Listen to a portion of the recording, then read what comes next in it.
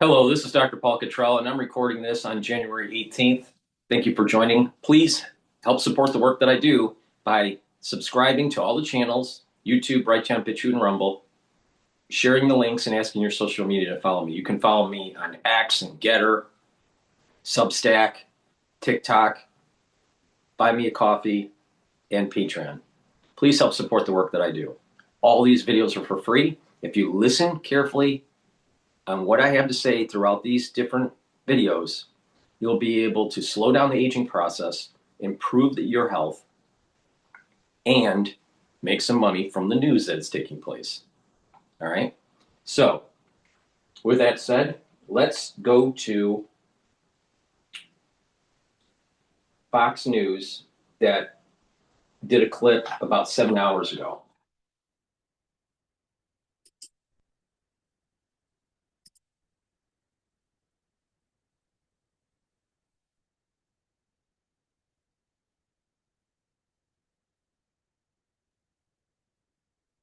If made because it is. This is community, and if you're someone that enjoys delicious food without having to worry about. Welcome back, America. The Iranian regime is bringing in, SS, along with its own SS, from Hezbollah, militia in Iraq. They're bringing in others. They're using their military now, not just the brown shirt police types and so forth. They're chasing people down in alleyways. They're shooting them in the back of the head. They're dragging people out of hospitals, killing the doctors and the nurses who help them and so forth and so on. What would literally happen if this counter-revolution to this Islamist revolution fails? What would happen to the people in Iran, as well as to us and the rest of the region over there? Well, we've seen what happens in the past when these uprisings fail, when Barack Obama turns his back and says he'd rather wait for a deal with the mullahs, when Joe Biden doesn't do everything the United States can do in 2022 because he wants to go back to Obama's nuclear deal. There is precedent for this in this country. Now, we never had this level of uprising before. It's historic. And we've never seen this level of maximum violence from the regime against the people. That's also historic. But we know that there will be brutal crackdowns that continue. They will go door to door, rip people out of their homes during the night, have mass executions. They have kangaroo courts. Remember, under their own Islamic law, at the beginning of the uprising, they declared anybody in the streets to already be an apostate, some sort of betrayer of Islam, that they can just go sentenced to death. And so for now, at least, they're holding off because they fear President Trump. But there will come a day in the future where they have those mass arrests. They've arrested tens of thousands of people. We don't have an accurate estimate yet. They will continue to arrest more. They will kill everybody that they think in any way threatens them, whether they do or not. They will continue the brutal repression of religious minorities, ethnic minorities, as we've seen since the founding in 1979.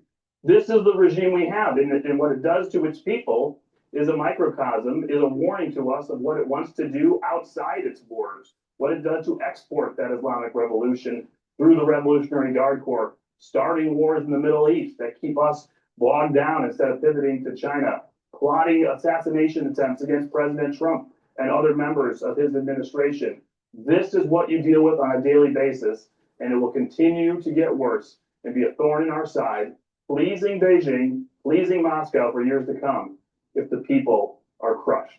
Even before this uprising, after the Israelis beat them in a 12-day war, and President Trump took out their nuclear sites, what was it like living there? What was their economy like? What was their currency like? What was were they able to subsist? What was it like? Well, what has happened is we've had an ebb and flow in the economy depending on who is president. Obviously, Barack Obama decided to go into the horrible nuclear deal and open up just hundreds of billions of dollars of spigots and sanctions relief for Iran, allow their oil industry to start booming again, skyrocketing back up into the northwards of 2 million barrels per day in exports. Donald Trump came in his first term and said, this is crazy. What are we funding our enemies like this? Got out of the nuclear deal and put maximum pressure on Iran and started driving their exports of oil towards zero. That prompted the first one of these kinds of uprising in years in 2019. And similarly, the regime was caught off guard. They were afraid. They responded with max violence, but it was much smaller than what we're seeing today. 2022 comes around, you have Joe Biden as president. He's undoing everything that Donald Trump has done, offering sanctions relief to the regime once again. So they're able to get by. Even if the people are suffering, the regime is enjoying happiness with what they're selling in oil exports that Biden allows. Come Donald Trump back into office, and he reasserts maximum pressure. He's putting the pressure back on the banking sector. And let me tell you something, when he decides to take out the nuclear program, that takes a major extortion leverage away from the regime. When he completes the UN snapback of sanctions last fall, once again, the bottom starts dropping out. If he takes out the missile program finally of this regime, they have nothing to extort or threaten or deter us from stopping all of the rest of their oil exports. He has so many levers at his disposal in President Trump, and he just needs to act for those options and start executing them sequentially to help the people bring down this regime. This is the moment it can happen. He is the transformational president that can make it happen. Yeah, and he's going to. That's my belief. He's going to.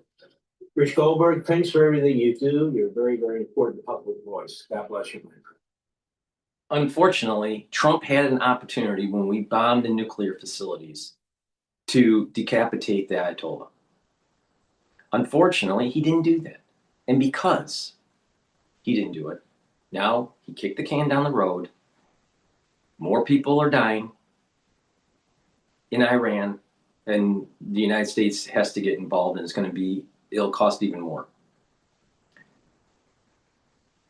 In addition, if he decapitated the Ayatollah back then, when we knocked out the nuclear facilities, or had Israel decapitate the Ayatollah, we wouldn't have moved our aircraft carriers out of Asia into the Middle East to do this next assault. In addition, at that time, we didn't have major naval operations in Venezuela. So we're spread a little bit thin now. Once again, Trump, kicks the can down the road, or Trump always chickens out. And when you really have to deal with the problem, it's even worse. It costs more money, and our military preparation in Asia is weakened. Trump should have killed the Ayatollah when we knocked out the nuclear facilities. Now, hopefully, he kills the Ayatollah this time. But if he doesn't, it's only going to get worse. Please go to my store, the-studio-reykjavik.com, and get the structural nanosilver soaps. These are very high quality. This will help the health of your skin and to neutralize. Super important, especially during the winter season. Now, you can get it in lemongrass, charcoal tea tree, and in peppermint. Get a few bars for your household. Use discount 5, you get $5 off. Another great product that I have that's structural nanosilver is this toothpaste. This is a very high quality toothpaste. This toothpaste will be the best toothpaste that you ever use. This will help to neutralize, improve the health of your oral cavity. It has no fluoride. And by improving your oral cavity, you're reducing the chances of cardiovascular problems and valvular problems. A lot of people don't realize poor oral hygiene can lead to plaque buildup and problems with your valves for your heart. So it's important to have good oral hygiene. This is the best toothpaste you can buy. Get a few tubes of this toothpaste from my store, the-studio-reykjavik.com. And again, use discount 5, all caps, discount number 5. You get $5 off any order. And I have structural nanosilver gel called Renew. Now, this will help the health of your skin. Use it every day. This will help the top of your skin. It can also be applied to cuts, abrasions, minor burns. They'll speed up the healing process. And to help to neutralize, especially during the winter season, put it on your hands, around your mouth, around your nose, around your ears. Lightly coat your nostrils. It will stay active for 5.5 hours. Way better than Perel. Please go to my store, the-studio-reykjavik.com. and get this Renew silver gel. Now, if you have a runny nose and you want to, especially at night, and you want to reduce that soreness of the nose and that drainage, lightly coat the nostrils, and it'll help to reduce that drainage and reduce that inflammation around your nose. All right, and you'll be able to breathe easier at night. So please go to my store, the-studio-reykjavik.com. Okay, let's listen in to Aaron from This Week in Oil.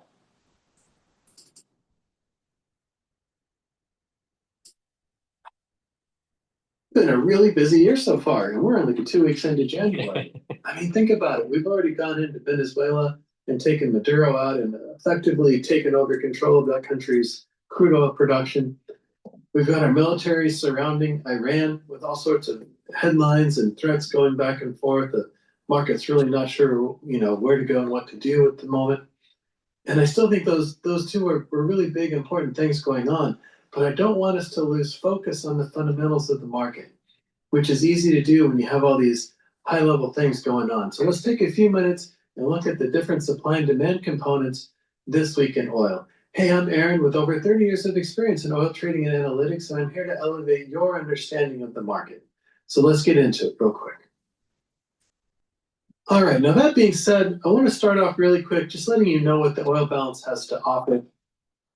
First of all, we've got our Substack going, where basically you can get our weekly commentary. I call it the light version because it's just the commentary. There'll be a few charts in there, but it's mostly just commentary, our weekly Elevate report. From our website, you can get the full Elevate report. So it has the same commentary, but then nearly 70 charts and tables. I think it goes up to 68 when you combine everything together, which gives you, there's the things I want to talk about in the commentary, but it also gives you a more full picture going through and seeing all those charts that would really help you with the fundamentals, especially the topic of this week's video. If you were to subscribe to that report, you would be keeping up every single week on these fundamentals like this, just getting that full Elevate report. We also have the STIO and monthly data compilation. So again, I'm just taking data from the Energy Information Administration and putting it together in a way that's easy to consume, easy to see what's going on. So not doing, it's not any of my own data in there. I'm just pulling all the data from all the different sources and putting it all in one easy to use place for you to be able to look at. Of course, we have our own proprietary supply and demand balances. And from that, we can look at inventory forecasts. From those inventory forecasts, then you can start to talk about pricing structures and how things should be pricing out versus what's actually going on in the futures and where opportunities are and that sort of thing. It's actually pretty interesting stuff. I can work with you on collaborative balances, so I can sit down with you and your team and go over where you think the balances should be. We might come to have different ideas about what some of the variables are. What those inputs should be, and have a slightly different version of your balances than what I would have. But keep that for you. I'll maintain that for you. It's like having your own analyst right there next to you, but without the big Wall Street cost. And we also do tailored enterprise solutions or consulting work.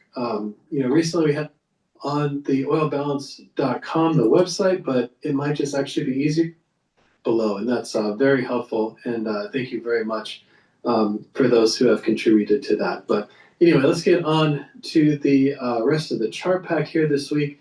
So here's the weekly crude chart that I liked. Again, I like to look at the weeklies. I think it gives us a little bit of a step back to look at the bigger picture. Crude's been up now 4 weeks in a row. We did have a good, we ran up really high on the Iranian headlines earlier this week and have come back off now as the market's pretty uncertain about what's going on. Even today on Saturday, I've gotten several emails sort of contradicting each other about what's actually going on in Iran and what Trump is going to do about it or not going to do about it. So there's still a lot of uncertainty about that situation. But for my money, as long as we've got, forces in the region, I think it's probably still an issue. Once we start to, see those forces start to disperse and go to other places, then I think the market will maybe relax at least on that point. Right. But Right. So as again, long as military operations are taking place, there is a sense of concern and unknown. And so even if there's going to be lots of oil in the market right now, relative to demand, the supply is much higher. There is a high probability of price to move up or fluctuation of price. This is the reason why I've created a straddle. So I have a hedge position in natural gas and in crude oil, all right, WTI. With tension starting to arise in Iran, you should see volatility in crude oil, even though it's really Iran is tied to the Brent market. Fluctuations, so it can go up, and then come back down. And that's what we saw last week. It went up, and then Trump said, well, maybe I'm not going to bomb them, and then it came back down. All right? So the trading range is around 56 to about 62 right now. So if you hedge, you'll be able to benefit from this volatility, all right? It coming up and then coming back down. You have to make sure that you unwind both of those legs of the hedge in a profitable way. You have to be patient, all right? But the bottom line, that's assuming that you're completely neutrally hedged. But the thing is that there's going to be some volatility, all right? Geopolitical volatility that's driving the price up, even though there's a lot of inventory in the market. So with fundamentals, taking out the international stress or unknown, oil should be going down. So that's the reason why this range is at about 56 to 62.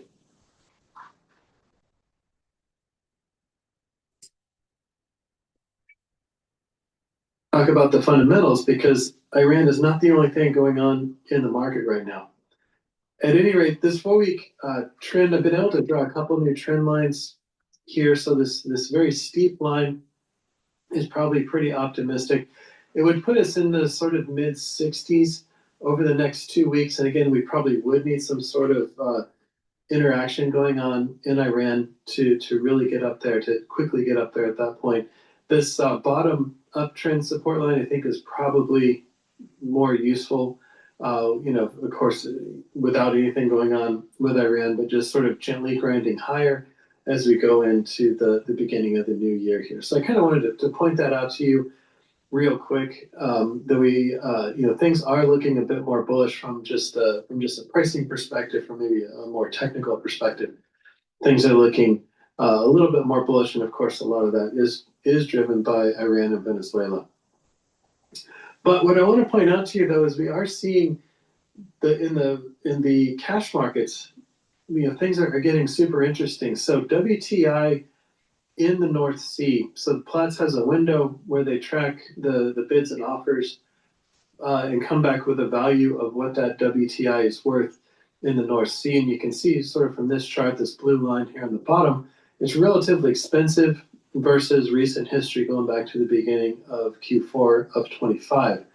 So that seems to be kicking up. What I didn't show here, but what is in the commentary, so on our Substack or on our website, the Elevate report would really does a good job of pointing it out this week. I've got a bunch of tables and charts that go into it. The cash markets in the North Sea are all strong.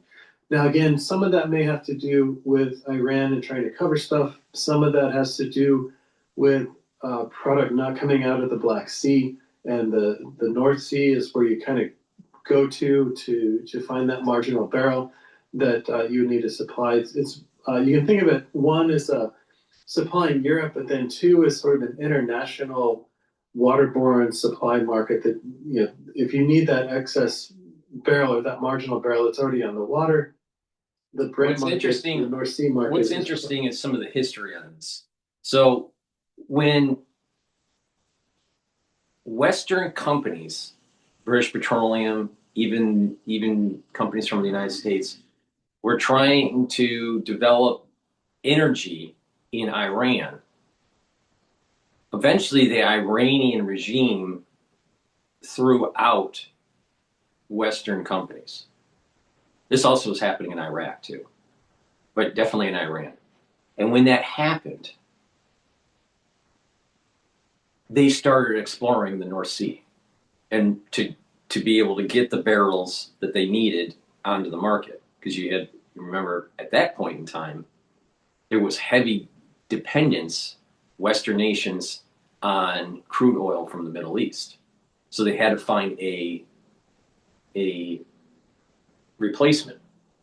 And because of what OPEC was doing with raising the price and controlling the fields,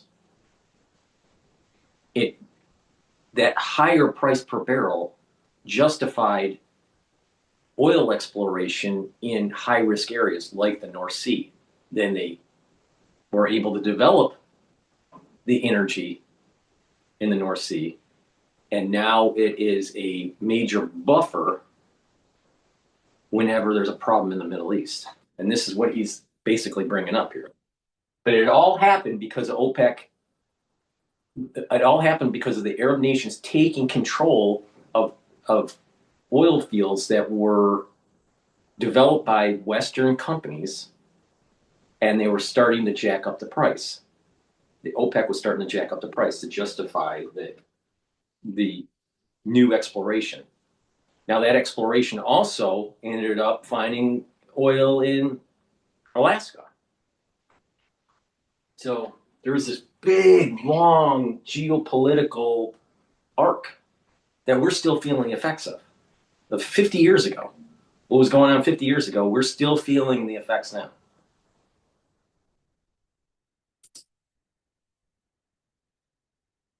Where you'd go to look, and then work on shipping it to wherever you actually need it from that point of view. But across the board, we're seeing stronger values on the physicals. For the purposes of this presentation, I'm focusing on U.S. streams. So again, that WTI barrel in the North Sea is actually pretty valuable right now. What's interesting though, on the Gulf Coast, you see this HTT. This is WTI in the Houston market. The very front end is at the very shallow contango. As we go into turnarounds here in the U.S., primarily in the Gulf Coast, I think this actually makes a lot of sense, but it's opening the door for bigger exports, right? So between the very strong differential we're seeing in the North Sea for WTI and relatively weak pricing of HTT in the Gulf Coast in terms of a very, very slight contango, not enough to really pay for storage or anything, but making it a little bit cheaper than it has been here recently. I think we're setting ourselves up for a pretty good export market. Certainly the freight market has been a lot stronger here in the last couple of weeks. I think we're up 40 world scale. Now, what's interesting here is it's almost the inverse with natural gas. So there's something called backwardation in contango. Contango is that the future contracts are higher than the current contract. All right? Or the relative contract, the previous relative contract that you're looking at. So typically it's the current contract versus future contracts. So if it's contango, the price is higher in the future. But if it's in backwardation, contracts are lower. So in the natural gas market, what is interesting is the current contract relative to the next month contract. The next month contract is lower, so it's in backwardation. But then what happens is that 2 months out, 3 months out, 4 months out from the current contract, the price actually starts to go up. Even though it is in backwardation, it's moving closer to the actual spot price of the current contract. Here, it's opposite. It's actually in contango for the next month out.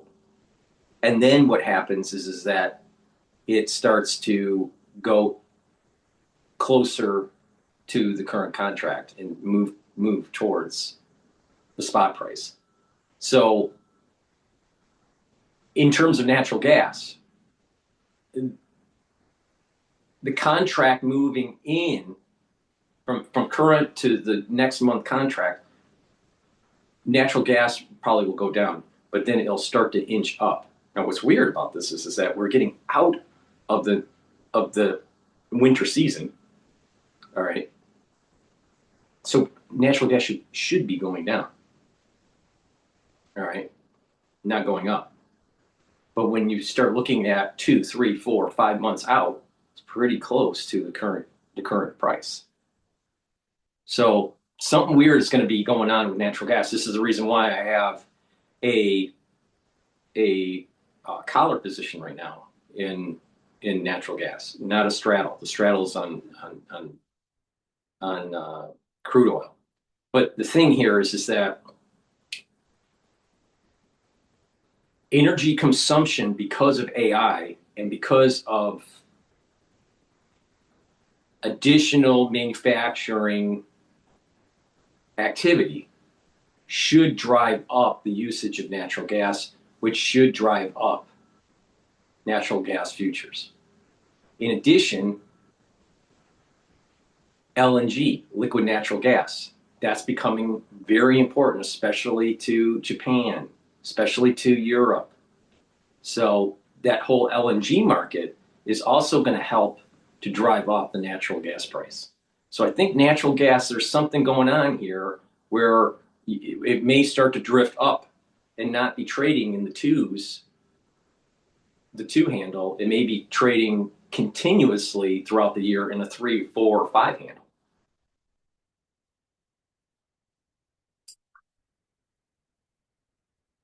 Versus about a month ago, so middle of December or so. So definitely seeing stronger freight rates coming out the Gulf Coast on that TD25 freight market there.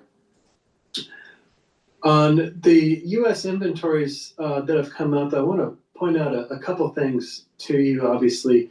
So we're seeing a lot of builds, and again, that's not completely unusual this time of year. There's a lot of lack of demand that shows up. There's barrels that sort of come out of the woodwork after tax season's over for mysterious reasons that suddenly come back in and get counted. So it's pretty normal at the end of December, beginning of January, to see really big builds. And then as we go into turnaround season, which I'll show you here in a second, those builds quickly turn into draws sort of across the board. So it's super important now that we focus on where inventories are, because that helps us start the clock, if you will, to recalibrate our balances for the rest of the year, our inventory forecasts. You're never sure how big these builds are going to be between December and January, but now they're probably pretty much done with the big builds. We'll get smaller net changes over the next few weeks and probably go to net draws by the time we're into February. So that's why I really want to point that out this week, because this sets the tone now for the rest of the month. So hopefully, as you can see here, crude stocks are up a little bit week on week. We're definitely off the bottom of the 5-year range, but we're still definitely in the lower half, lower third, even probably lower quarter of this 5-year range. Gasoline stocks up sharply. Again, maybe a bit of a concern. It does do that this time of year, as I was just saying. Jet fuel stocks popping up here as well. Distillate stocks sort of sideways, which is a little interesting as the weather hasn't been as cold as we had hoped. So you still, the biggest demand sector of distillate is that on-road, just moving products across the country on trucks. But then there's that secondary kick that happens in the wintertime when a lot of people, primarily on the East Coast, use distillates as well as home heating oil. And it just hasn't really been super cold, at least so far. We'll see what the future brings here. So inventory is about, a little bit lower than middle of the range, pretty close to a year ago type levels. Again, like we saw last year, I would expect inventories to come off just as refining production starts to slow as we go into planned maintenance. Fuel oil about a year ago type levels. And then propane continues to be an issue.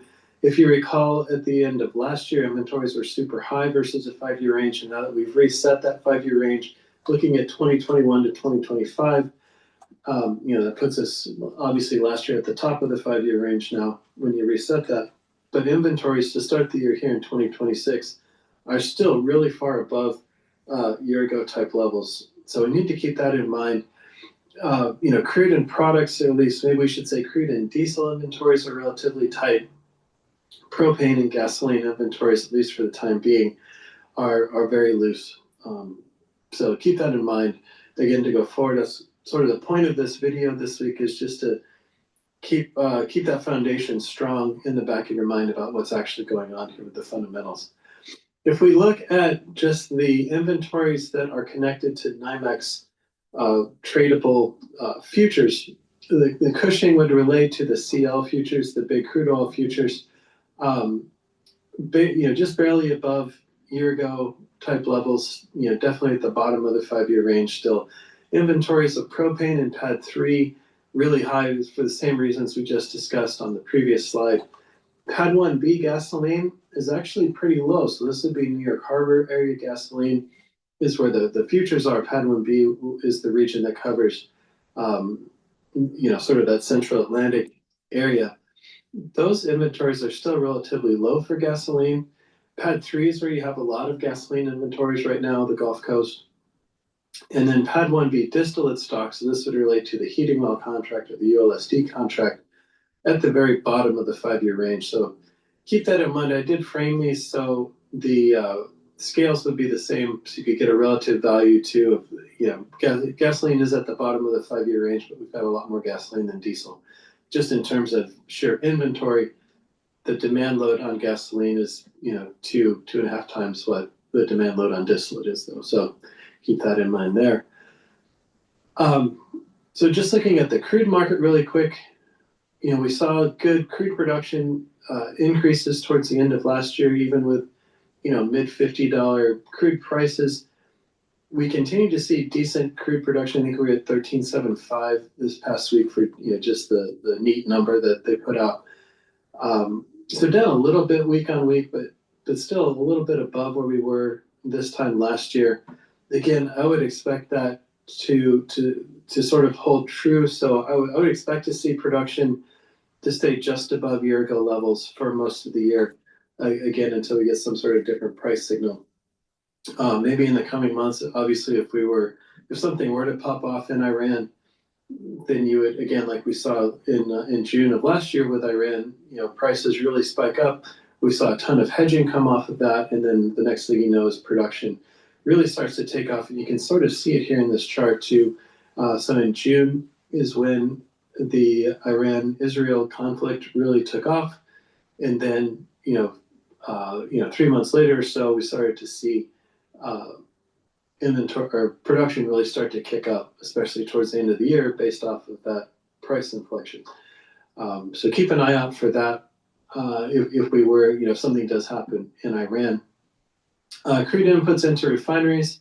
So these are the crude runs, actually really high versus the historical range. As you see, they should be dropping off pretty quickly, given history, and then we know by the end of the month, we should be down at least 1 million barrels per day. I think it's 1.2 million barrels per day in terms of planned maintenance. And there's always, stuff that goes wrong, or refineries don't come back as soon as they're supposed to from maintenance and that sort of thing.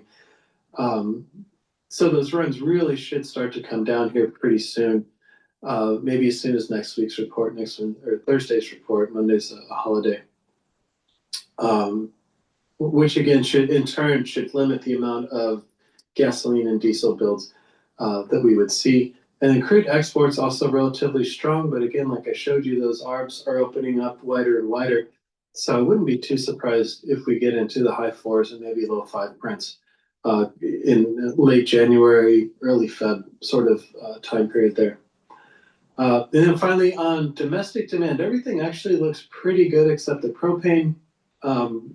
Again, that probably has more to do with the weather than anything else right now. You can see where the summertime rates are when you don't have any heating demand and you don't have really any ag demand in the middle of the summer for propane. So you can see the Q1 that's a lot of heating demand added into just the regular base load of propane demand throughout the country. Jet demand is actually really pretty high right now. Of course, those bounce around quite a bit.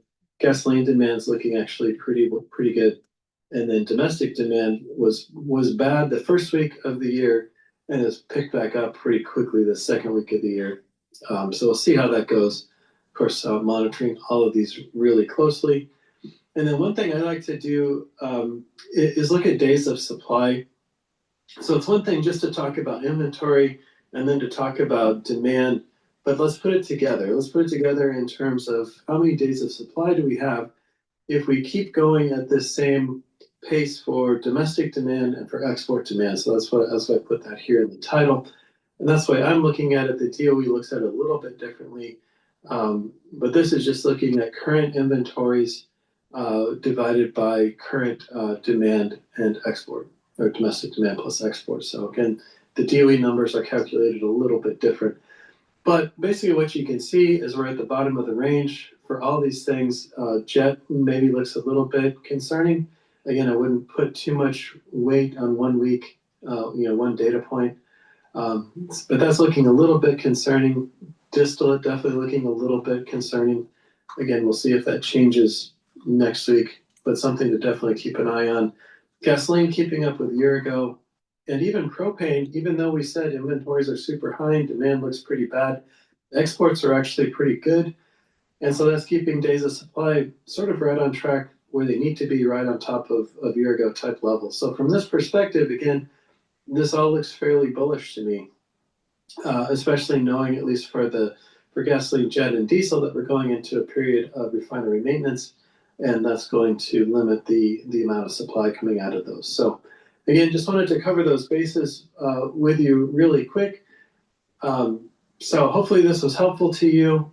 Again, there's a lot going on with Iran and still a lot going on with Venezuela that we're not sure about actually how this is completely going to work out or how this is going to play out. So I want you to have this good foundation of the fundamentals to start the year so you can plan the rest of your trading or figuring out your business plans for the rest of the year based on this sort of information. So again, any questions on this, you can reach us at theoilbalance.com, and I also gave you my email previously here in the presentation. So, all right. Please go to my store, the-studio-reykjavik.com, and help support the work that I do and help support your health and wellness. I have a new product called Super Strong Relief. If you pull a muscle or have a bruise, you have arthritis, rub this on your skin and it will relieve it within 30 seconds or so. If you have a headache, a minor headache or whatever, and you rub it on your temples or maybe the back of your neck, because it's a tension headache, this will help to relieve it. All right. So if you pull a muscle, a bruise, headaches, arthritis, joint pain, rub it on there and it'll help to relieve it. To detoxify your body, take zeolite. Zeolite, you take 3 small drops underneath your tongue, drink filtered water.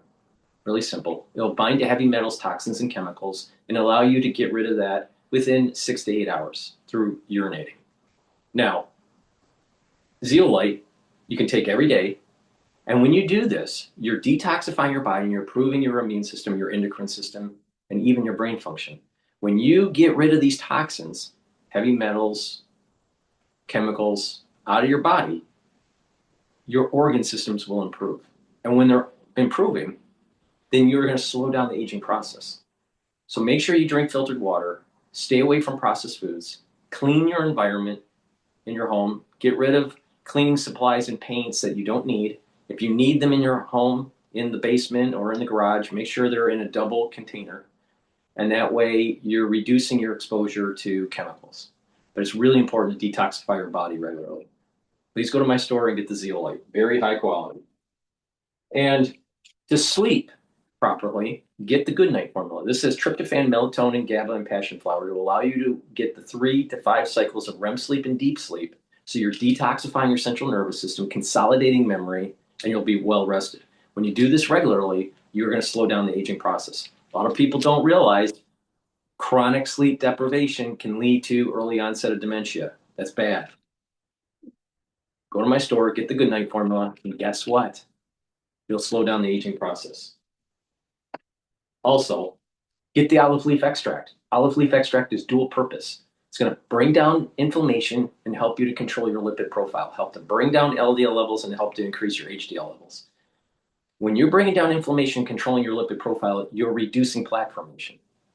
So you'll get better blood flow, and better blood flow means better brain. So this will help with your cardiovascular health. Also, by bringing down inflammation, it's going to boost up your immune system.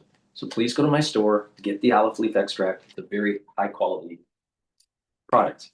So to boost up that immune system and your cardiovascular health, get the olive leaf extract. To boost up your brain function and to get good sleep and to detoxify your central nervous system, get the Good Night Formula. The zeolite will help to detoxify your whole body. Take it every day with 3 small drops. Drink it with filtered water. And if you have muscle aches, bruises, headaches, or joint pain, use the strong, super strong relief product that I have on my store.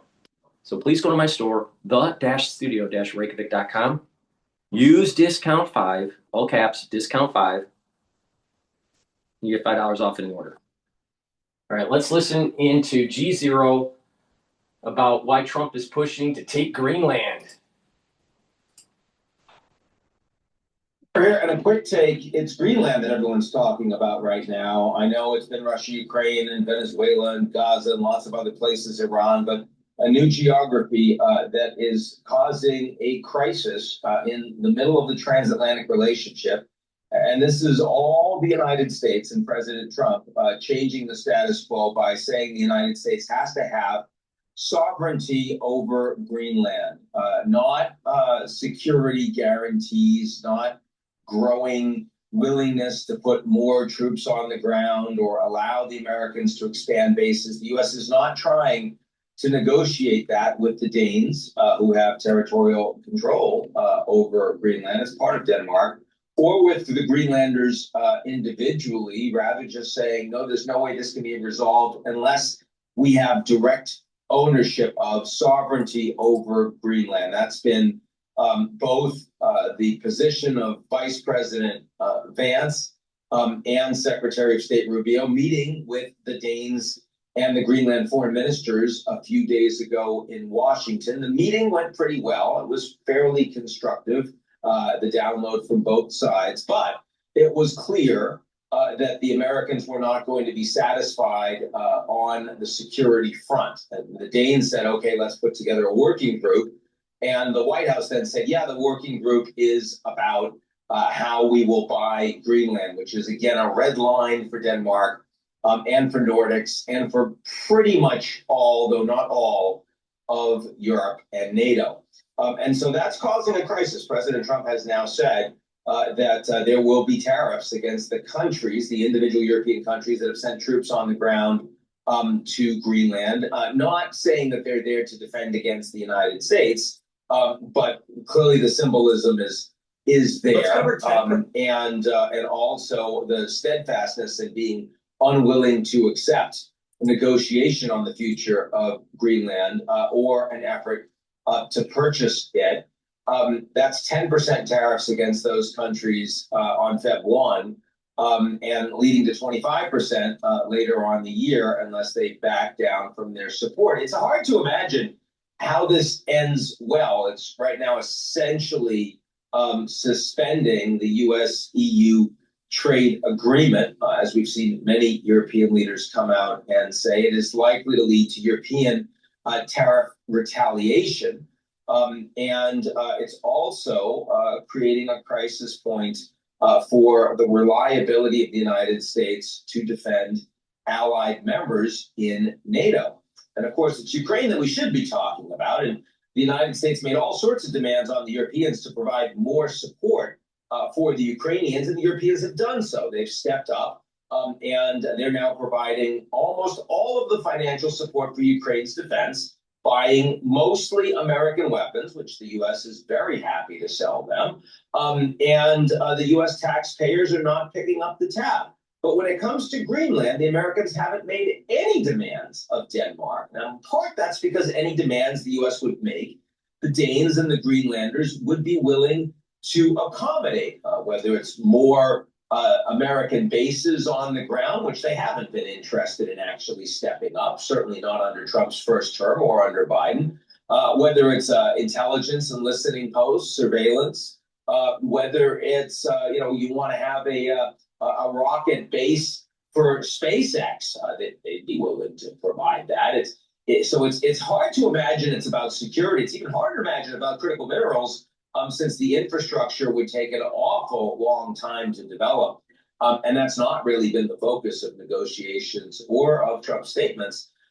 What most of the European leaders I've been talking to think it's about is ego, that this is a legacy move for Trump, that he wants his name on it, like he wants his name on the Kennedy Center or on lots of buildings in the U.S. and around the world. And that, of course, is something that the Greenlanders won't vote for, and the Danes refuse to accommodate. So it is leading to a crisis. Now, I'm trying to figure out if there's any other legitimate arguments as to why the United States needs to actually own Greenland. And I have heard some things from inside the Trump administration, the idea that the Greenlanders would not be favorable to the positioning of offensive weapons in Greenland because it would make Greenland a target, and that runs contrary to their Arctic strategy security document.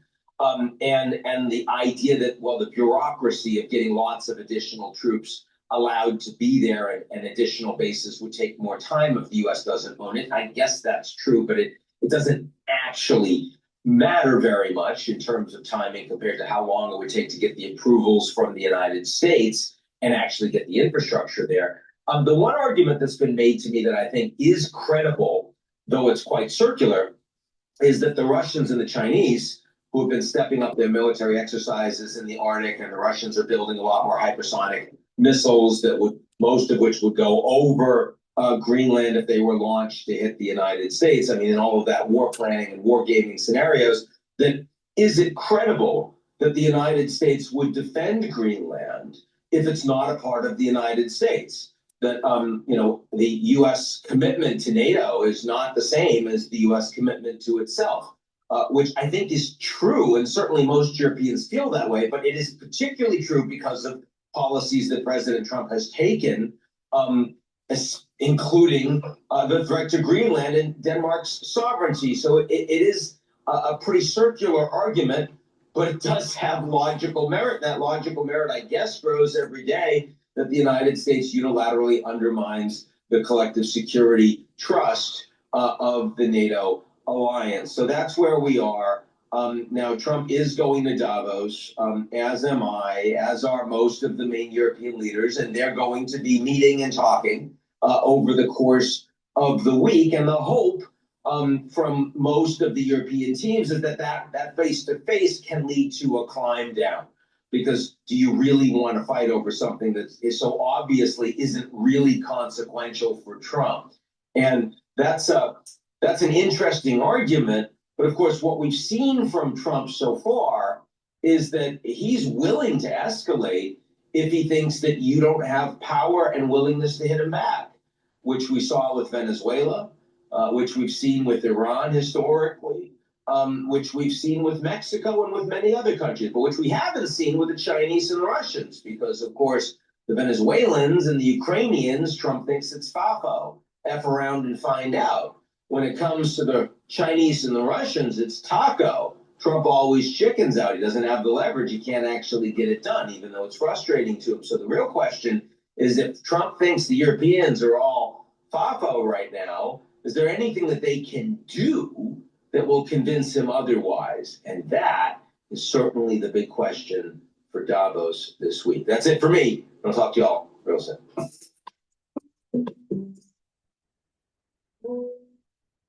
Please go to my store, the-studio-reykjavik.com, and get the Boomer Boost. This has 68 nutrients, has a very comprehensive compound profile shown on the screen here.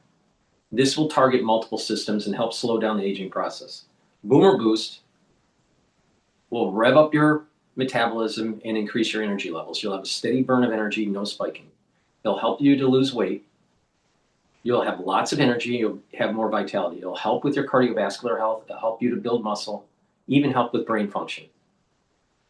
You'll get rid of that brain fog. You'll be able to concentrate. You'll sleep better. And over time, you will slow down the aging process. So please go to my store, get the Boomer Boost. You can mix it with soft foods, filtered water, a smoothie, or just with milk, but take it every day. And it stacks really well with Gladiator barley and heirloom barley and some of the other great supplements that I offer. Now, in terms of Gladiator barley is a protein. It's a powder.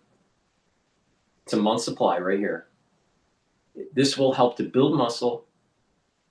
So do some resistance training. It'll bring down inflammation, soak up free radicals, and detoxify your body. So it's going to also improve your immune system and your endocrine system. And by bringing down inflammation, you're helping with brain function, you're helping with your cardiovascular health. And again, you recover quicker after your workout. So take the Gladiator barley. Now you can take it separately and get all those benefits, but you get a synergistic benefit by taking it with Boomer Boost. This will rev up your body. You'll get healthier. You'll slow down the aging process. You're bringing down inflammation. You're helping and boosting up that immune system and endocrine system. But it'll also help you to control your A1C levels, your blood glucose levels. So please go to my store, stack the Gladiator barley with the Boomer Boost, but you can take them separately, but you do get a benefit from taking them together. Another benefit that you can get from taking with Gladiator barley is the Myotrol. Myotrol you can take separately. This will help with the gene expression to build muscle and to maintain muscle, especially if you're age 40 or older.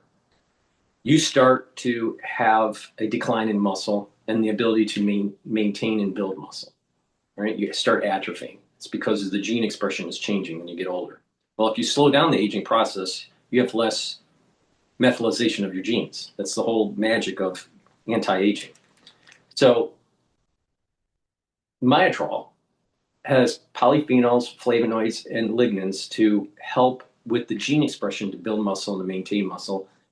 Myotrol will also help the health of your mitochondria, so you have more ATP to maintain the muscle and build the muscle. Now, you get an added benefit if you stack it with Gladiator barley, because the Gladiator barley is the building blocks for the muscle. Myotrol will help with the gene expression. So there's an added benefit. You can take them separately and just do resistance training, but you get better results and quicker results by taking the Myotrol and the Gladiator barley together. Now, if you're an athlete, younger or older, you will benefit from taking the Gladiator barley and the Myotrol. You'll gain strength for your sport. So that's a little tip on how to slow down the aging process with taking the Gladiator barley and the Myotrol and the Boomer Boost. Now, I have deodorants that are dual purpose. You can get it in peppermint, lavender, and tea tree, or in citrus. They're made from essential oils from the Himalayas.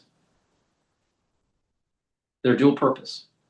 They'll help to detoxify your body, and you use it as a daily deodorant. It's for males and females. Has no aluminum, no baking soda, all natural. So please go to my store and get the deodorants that will help to detoxify your body. Use discount 5, you get $5 off any order. Go to my store, the-studio-reykjavik.com. All right, we're going to listen into Basant talking about Greenland on Meet the Press. Secretary Scott Bessent. Secretary Bessent, welcome back to Meet the Press. Good morning, Kristen. Good to be with you. It's great to have you here. Thank you for being here in person. Let's start right there. President Trump threatening to impose steep tariffs against some of America's closest European and NATO allies. The leaders of Denmark and Greenland say bluntly, Greenland is not for sale. What makes President Trump think it is? Kristen, if we look for years, for over a century, American presidents have wanted to acquire Greenland. And what we can see is that Greenland is essential to the U.S. national security. We're building the Golden Dome, the missile system. And look, President Trump is being strategic. He's looking beyond this year. He's looking beyond next year to what could happen for a battle in the Arctic. We are not going to outsource our national security. We are not going to outsource our hemispheric security to other countries.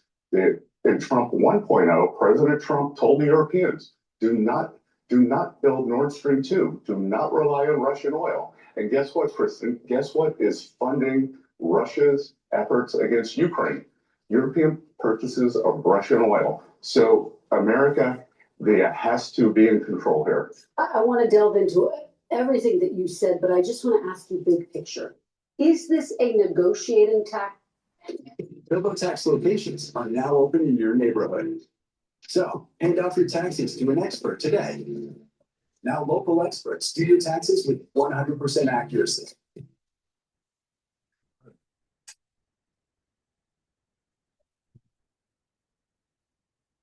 David Young Chevron Collection. Is this a negotiating tactic, Mr. Secretary, or is President Trump serious about annexing Greenland? President Trump strongly believes that we cannot outsource our security because, Kristen, let me tell you what will happen, and it might not be next year, might not be in 5 years, but down the road, this fight for the Arctic is real. We would keep our NATO, our NATO guarantees, and if there were an attack on Greenland from Russia, from some other area, we would get dragged in. So better now, peace through strength, make it part of the United States, and there will not be a conflict because the United States right now, we are the hottest country in the world. We are the strongest country in the world. Europeans project weakness, the U.S. projects strength. But just very quickly, is this a negotiating tactic, Mr. Secretary? Is the goal to get a deal to have enhanced security in Greenland, for example? The president believes that enhanced security is not possible without Greenland being part of the U.S. Okay, let me press you on what you have said are national security concerns, particularly as it relates to Russia and China. Senior Democrats say there are no pressing threats on Greenland's security from Russia or China. The Danish foreign minister says there hasn't been a Chinese warship in Greenland for a decade. What evidence do you have that this is a pressing threat? Well, first of all, Kristen, we have asymmetric information. And again, President Trump is being strategic here. What evidence was there that the Russians were going into Crimea? What evidence was it? Well, actually, there was a lot of evidence that the Russians were going to go into Ukraine. And Joe Biden said, well, just take a little bit of it. But what we know is that the U.S., that Greenland can only be defended if it is part of the U.S., and it will not need to be defended if it is part of the U.S. The president is trying to avoid a conflict. You bring up Crimea. The president, as far as I have heard, has not taken military force off the table. If the United States were to take Greenland by force, how would that be different than Russia's annexation of Crimea? Look, I believe that the Europeans will understand that this is best for Greenland, best for Europe, and best for the United States. So, but military action is still on the table?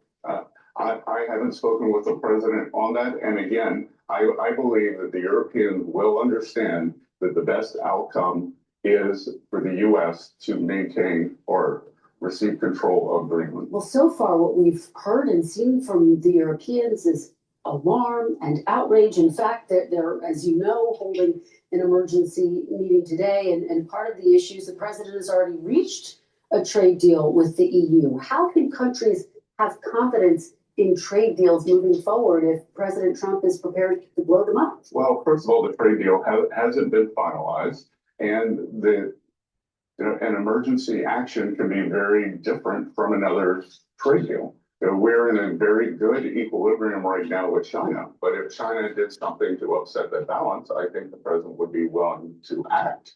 Same thing with India. We were working on a trade deal with India, but the president, unlike the Europeans, started charging the Europeans 25% for buying Russian oil.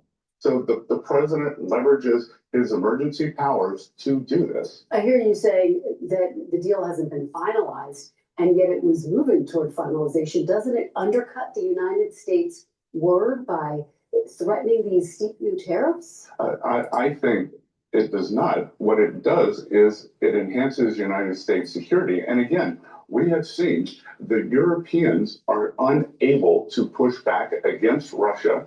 The U.S. is this war that never would have started in Ukraine, Kristen.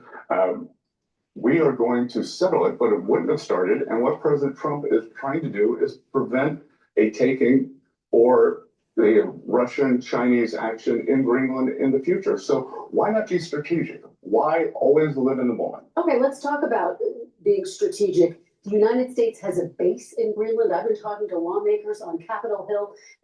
Denmark has given the United States a green light to beef up its security as much as is needed in Greenland. Why not take that route? Why is it necessary to take over and annex all of Greenland, something that 85% of people living in Greenland oppose? Well, again, and let's look back. Denmark has a terrible history with Greenlanders. There was forced sterilizations up until the 80s or the 90s. So all of a sudden, now that the U.S. has expressed an interest, there is this new interest. And again, the United States needs to be in control to prevent a war, and that we do not want to get dragged into someone else's war.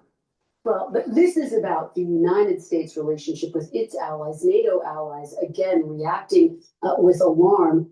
They're warning that this move to annex Greenland could, in fact, destroy NATO. So let me just put this to you bluntly. Is Greenland or NATO more essential to the United States' national security? Well, Chris, that's obviously a false choice. That's a Not from the perspective of European leaders. The European leaders will come around and they will understand that they need to be under the U.S. security umbrella. What would happen in Ukraine that if the U.S. pulled its support out? The whole thing would collapse. That the U.S., Kristen, to be clear, since 1980, the U.S. has spent U.S. military spending versus NATO. People need to understand this. People need to understand. NATO is the United States.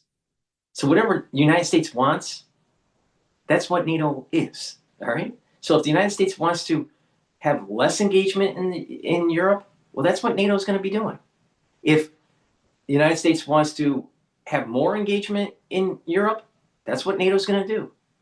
The big dog is the United States, and the United States is NATO. It's that simple. It's not Germany. It's not France. It's not England. And they know this. They know this.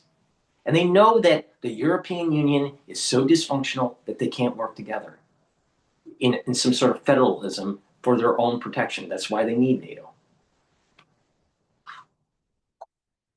So for them to throw this out there saying, well, if you annex Greenland, which we're not going to annex Greenland, but if you're going to annex Greenland against the Danes, then it's going to destroy NATO. Really? Will it? Because if it destroys NATO, then Europe's going to fall. And of course, the European nations aren't going to allow Europe to fall. The bottom line is that did Denmark build up Greenland? No. Did they make it more secure? No. Is it more prosperous? Have they developed its resources? No. They don't even have the means to do it. So why is the Greenlanders even aligned with the Danes? Why? They might as well align with the United States because they will do better. They will be better off. It's a win-win for everybody. The Danes can't manage Greenland.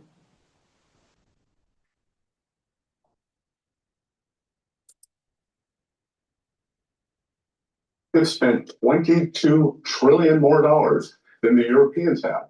That we are peace through strength. And the Europeans now are only trying to play catch up. And that is only through President Trump. President Trump believes in NATO. It's another thing that you got to understand is just that some of these energy companies, like ExxonMobil, they're getting into mining rare earth metals. So if you start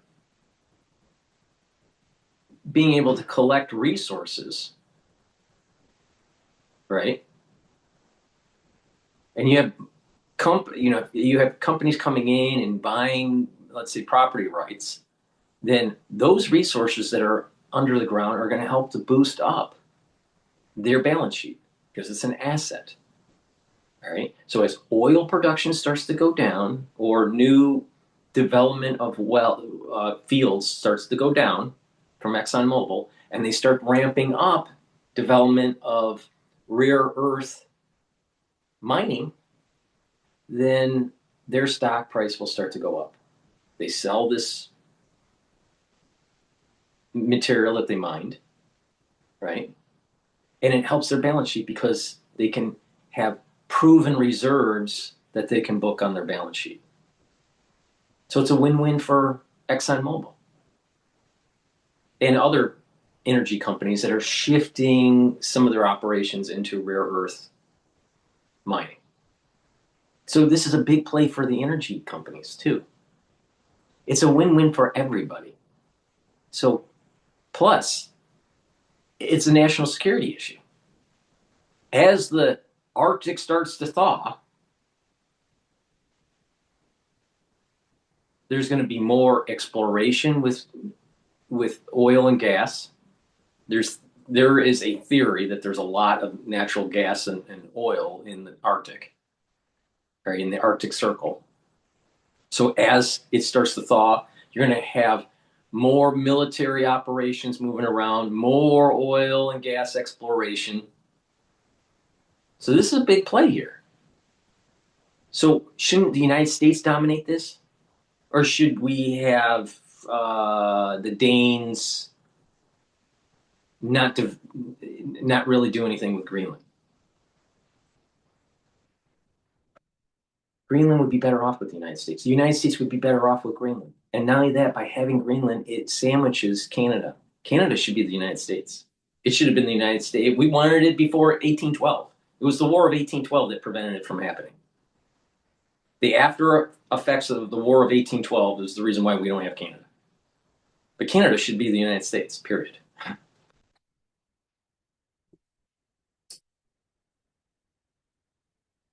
Not believe in the American people being dragged in. In terms of the costs that has been paid, Denmark has stood shoulder to shoulder with the United States, including after 9/11. In fact, it lost more soldiers per capita in Afghanistan. Okay. So we give them a premium to buy Greenland. And if maybe Denmark wants to sell themselves to the United States, fine, we'll buy them too. It's a package deal.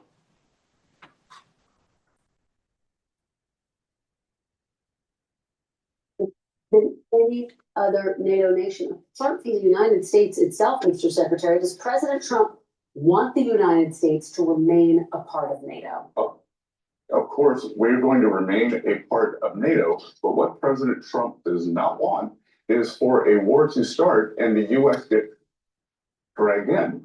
Again, we are not going to outsource our Western Hemisphere security to others. Let me ask you, broadly speaking, about the tariff portion. That's the sound of an American oil company hard at work. Want to be a part of it? Listen up. Hello, my name is Adam Ferrari, and I'm the CEO of Phoenix Energy. I look forward to you joining us at our next webinar where you can drill deeper into our bond offering. We currently offer 2 investment. Broadly speaking about the tariff portion of this, the president, as you well know, has justified his authority to impose previous tariffs without going to Congress by declaring national emergencies. It's an issue before the Supreme Court right now. We're all awaiting the High Court's decision. What is the national emergency that justifies these new slate of tariffs? The national emergency is avoiding a national emergency. That it is a strategic decision by the president. This is a geopolitical decision, and he is able to use the economic might of the U.S. to avoid a hot war. So why wouldn't we do that? You know, same thing. That what if that we had a national emergency coming with these gigantic trade balances that we had with the rest of the world? I've been in financial markets for 30, 45 years. Much better to be strategic, avoid the emergency. You're saying it's a national emergency, but you're also saying it's a threat that's years away. How can both be true, Mr. Secretary? Because you are avoiding creating the emergency, Kristen. What if during the great financial crisis, someone had raised their hand in 2005, 2006 and said, stop with subprime mortgages, but no one did. President Trump is raising his hand, and that is preventing the emergency. Do you think the Supreme Court will agree with that rationale, Mr. Secretary? I believe that it is very unlikely that the Supreme Court will overrule a president's signature economic policy. They did not overrule Obamacare. I believe that the Supreme Court does not want to create chaos. We have set, as you said earlier, we have set these trade deals, and it is very good for the United States if we are balancing our trade deficit. You look, Europe is being overrun with Chinese goods. There is now an emergency in Europe. There's going to be an economic emergency. The Europeans will follow it. So President Trump is preempting this. If we go back to emergencies, he put a fentanyl tariff in Mexico, Canada, China. Guess what's happened to fentanyl deaths? If that's an emergency, I don't know what. October 8th, when the Chinese threatened to put rare earth export controls in the entire world, President Trump threatened 100% tariff. And the Chinese came to the table and we negotiated on behalf of the whole world. All right, let me move to the Federal Reserve. I want to ask you about the revelations this week that the Department of Justice is investigating Jerome Powell and the Fed for allegedly going over budget in the Fed building renovations. Chairman Powell responded. He fired back at this. I want to play a little bit and get your reaction on the other side. This is about whether the Fed will be able to continue to set interest rates based on evidence and economic conditions, or whether instead monetary policy will be directed by political pressure or intimidation. Is President Trump committed to the independence of the Federal Reserve, Mr. Secretary? Of course, he's committed to the independence of the Federal Reserve, but independence does not mean no oversight. But doesn't this undercut the independence of the Federal Reserve that the Justice Department is investigating renovations? There are renovations at the White House. The renovations at the White House are not the 700 million, more than $1 billion, $1.5 billion, the over budget. And the White House, that is being paid for with private funds. If I want to buy a new chair for my office at Treasury, that is an appropriation. Just to understand, the Federal Reserve has magic money. They print their own money. So when you have no oversight, why not have a little sunlight? Kristen, I have called since last summer for the Fed to do its own internal investigation, and that has not been heeded. Not been heeded. And again, I don't know about you. When I receive if I were to receive inquiries from the Justice Department, I would answer them. They went unanswered. Well, let me ask you, because Axios reported that you were not happy about DOJ's investigation, that you told President Trump as much. Axios writes, quote, a perturbed Treasury Secretary Scott Bessent told President Trump late Sunday that the federal investigation into the Federal Reserve chair made a mess and could be bad for financial markets. That's according to two sources familiar with the call. Is that accurate? Well, you know what, Kristen? I'm not going to discuss my conversations with the president, but if I said that, I was wrong. Financial markets, stock market went up, bond yields went down, so the markets are the ultimate arbiter. So the markets are the ultimate arbiter over whether the Fed's independence is being impugned, and bond yields went down. I can tell you, we had two of the best bond auctions that we have had in months for U.S. Treasuries. So the market is looking beyond this. And again, maybe the market wants some transparency from the Fed. One final question for you, Mr. Secretary. Some Republican senators, as you know, are threatening to block the president's nominees over the Justice Department's investigation. Do you think the investigation needs to be dropped in order for the Senate to confirm the president's next pick to run the Fed? I think that will be up to the senators. But are you worried that they'll block the president's pick for the Fed? I am not. I think we have four great candidates. I think that they will be quite happy with either of the four. I think we will move forward. I believe that we will probably be hearing from the banking committee soon on what they would like to see. And again, the supervision and bringing in some sunlight does not mean coercion. All right. Thank you so much, Secretary Bessent, for being here to respond to all of the breaking developments overnight. We really appreciate it. Good to see you. All right, we're going to go to some other videos. One's about U.S.-Russia oil, and hopefully we can do the video on how Trump's Venezuela raid is helping China's war plan against Taiwan. Please go to my store, the-studio-reykjavik.com, and get the foundation for the core protocol to slow down the aging process. Get the multivitamin. This is easy to digest. It's chelated. It's easy to digest, and it has the multivitamins for the proper enzymatic activity so your cells perform properly. When you do that, guess what? Your tissues perform properly.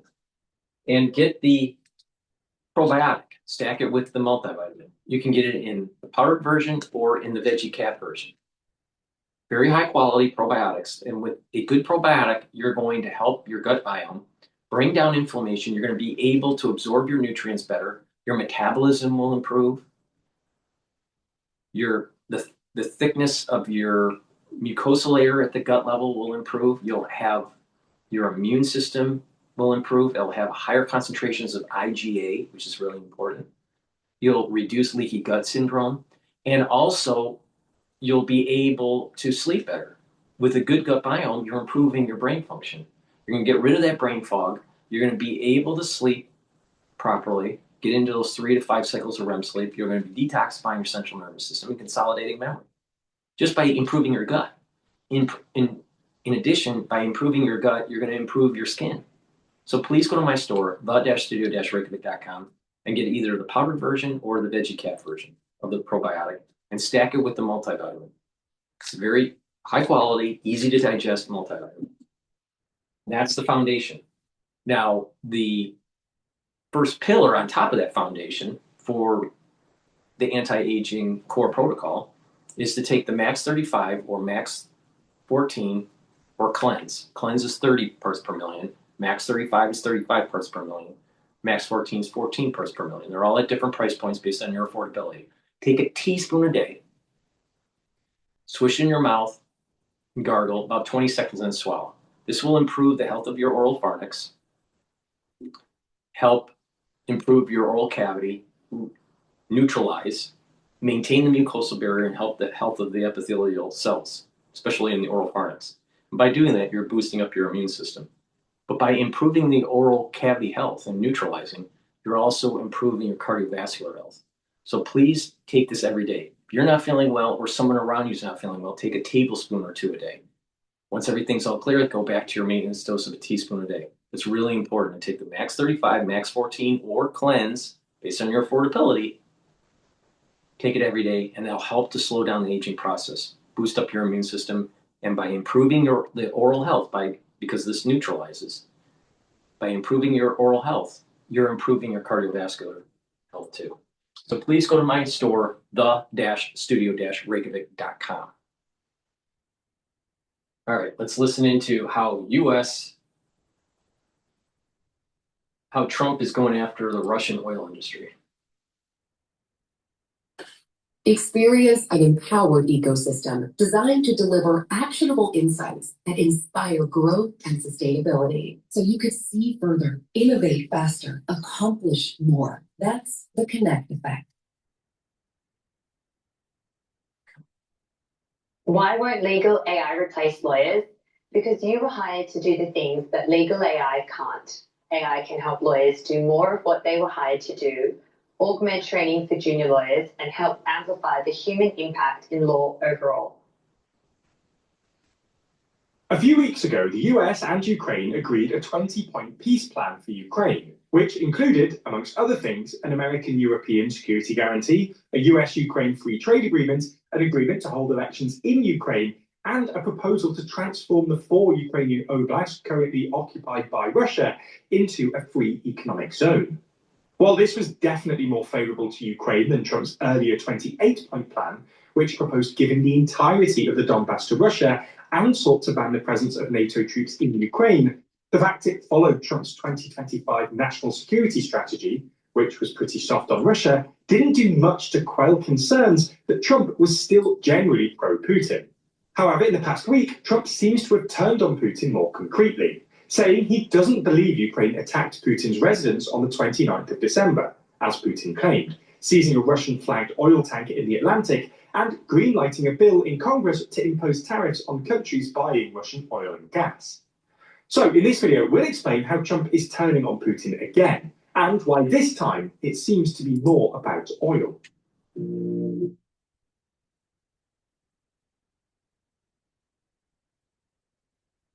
If you love staying informed and want some of the best reporting on YouTube, then subscribe and ring the bell for more. Given how many U-turns we've seen from Trump on Ukraine over the past year, we'll start by illustrating Trump's shifting position.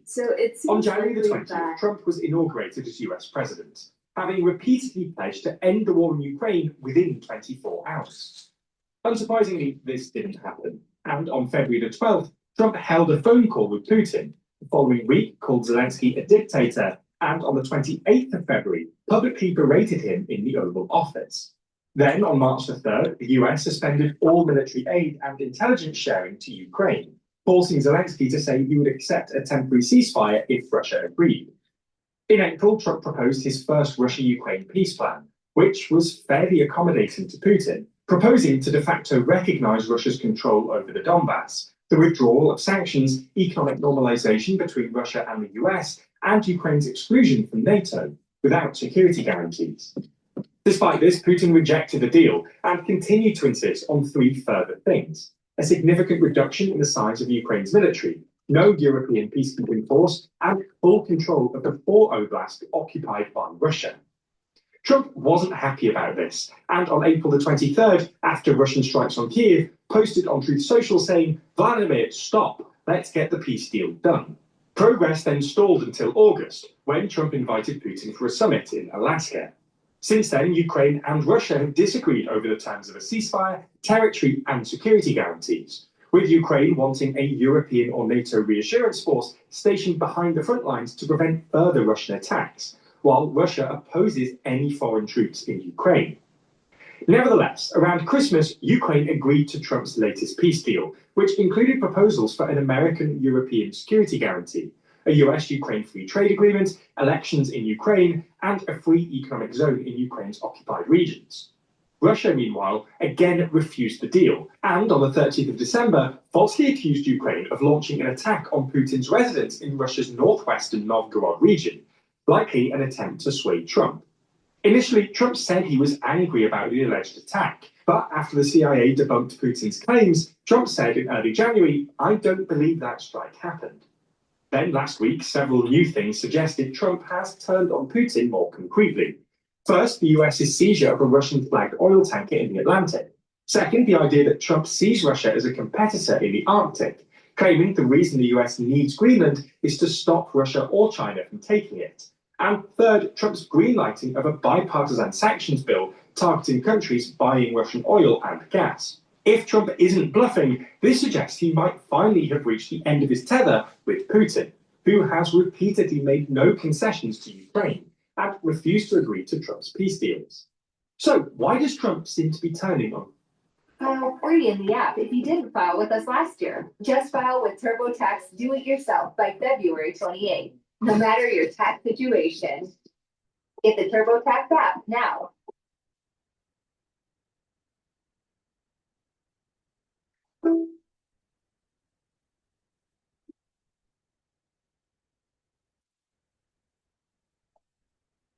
So why does Trump seem to be turning on Putin again?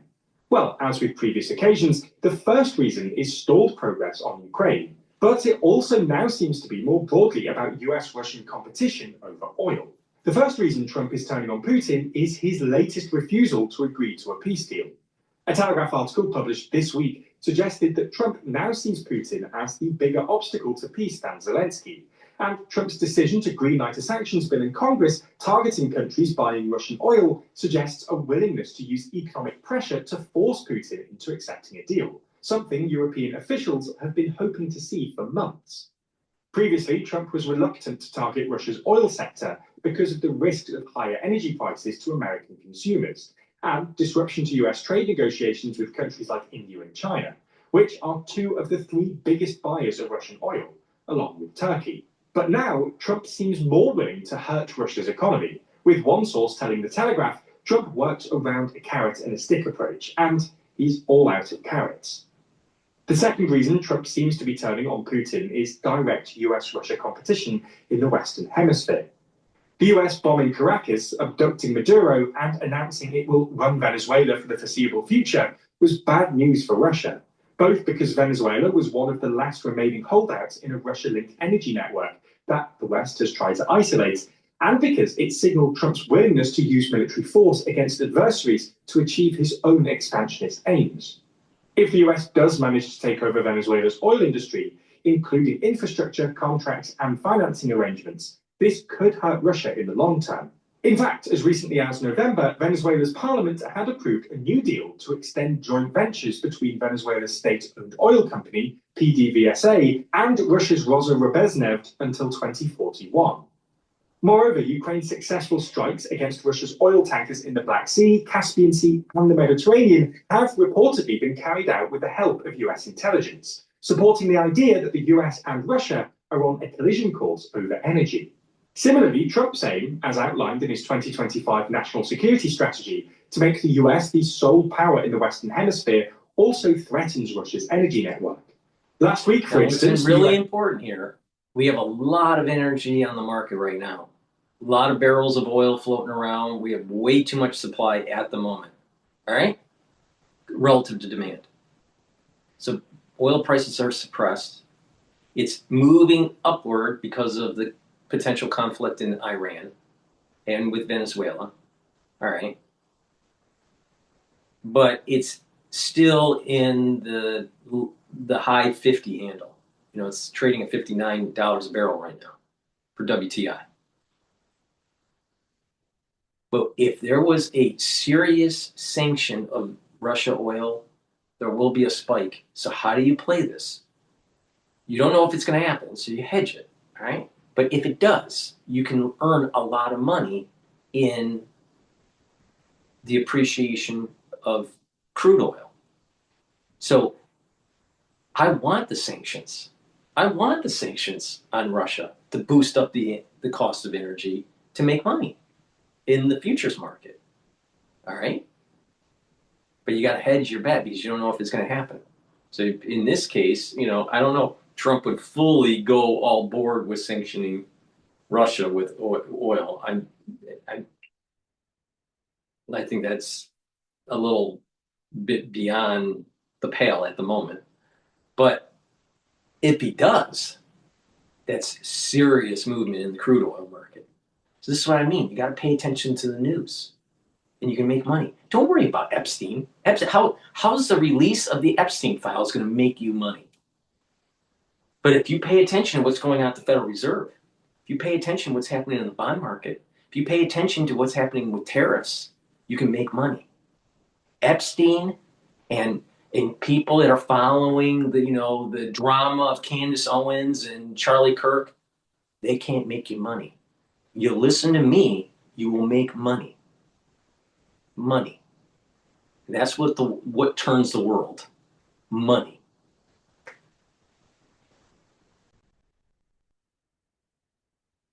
Coast Guard seized a Russian-flagged Venezuela-linked oil tanker called the Marinera, previously Bella 1, in the North Atlantic after a weeks-long chase, despite Russia formally requesting that the US stop pursuing it. For context, Russia is accused of using its so-called shadow fleet, i.e. fraudulent or unregistered vessels that smuggle illegal goods, particularly oil, to evade Western sanctions, mainly in the Black Sea, but also in the Caribbean and North Atlantic. Because of this, maritime analysts say an increasing number of Venezuelan tankers are now changing their flags to Russian to gain protection. However, if Russia continues to send warships to defend vessels that declare themselves as Russian, as it did with the Marinera, this raises the risk of miscalculation or escalation, particularly if US or UK forces start seizing more of Russia's shadow fleet, as looks likely. Whether or not you believe that the new year brings a new you, there's always pressure to find some way to better yourself as January rolls around. But where do you even start? Building new healthy habits isn't always easy to jump straight into. So forget about what he has to say about New Year's resolutions. Take my advice, take the supplements that I have, follow the protocol that I keep on mentioning on almost every video. And when you do that, you're going to slow down the aging process. You'll have more vitality. You will think better. Your cardiovascular system will be better. Your immune system and endocrine system will be better. And when you get into your geriatric years, you will fare much better. Please go to my store, get the magnesium and zinc. Magnesium and zinc will boost up your immune system. It's really important to take during the winter season, but you should be taking magnesium and zinc year-round. And magnesium increases the efficacy of vitamin D3 and helps with your brain function. Take my magnesium and zinc every day. Now we're talking about vitamin D3, right? Vitamin D3 will help with gene expression. It's a gene expression cofactor, super important. Vitamin D3 also helps to absorb calcium. So when you're doing resistance training, it'll help to build more denser bone.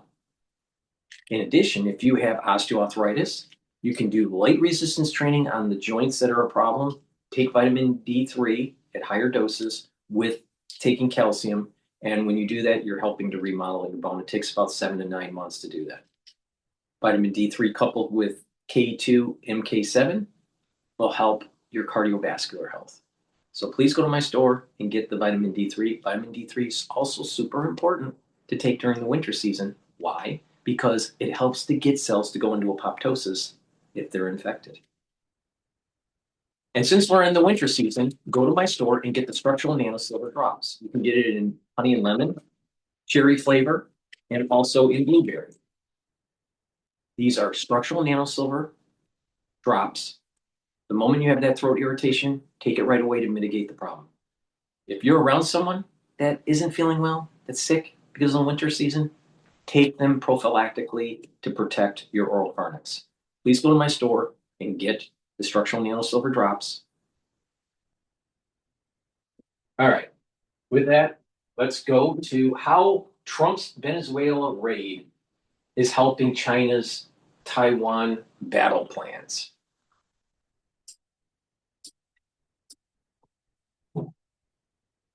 So it seems likely that Beijing is going to look closely at the US strike on Venezuela.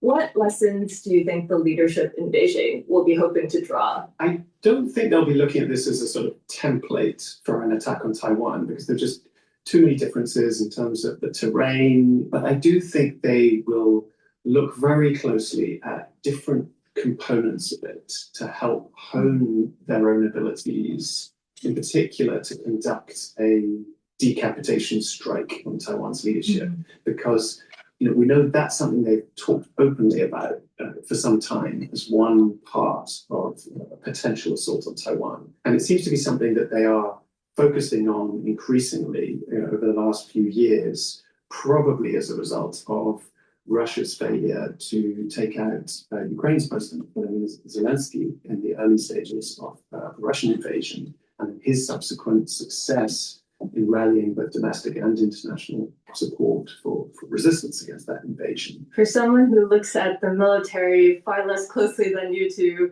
I think the term decapitation strike is a bit unsettling, I think, to the average person. But as we can see, the importance of this is clearly increasing. How is the Chinese military preparing for these decapitation strikes?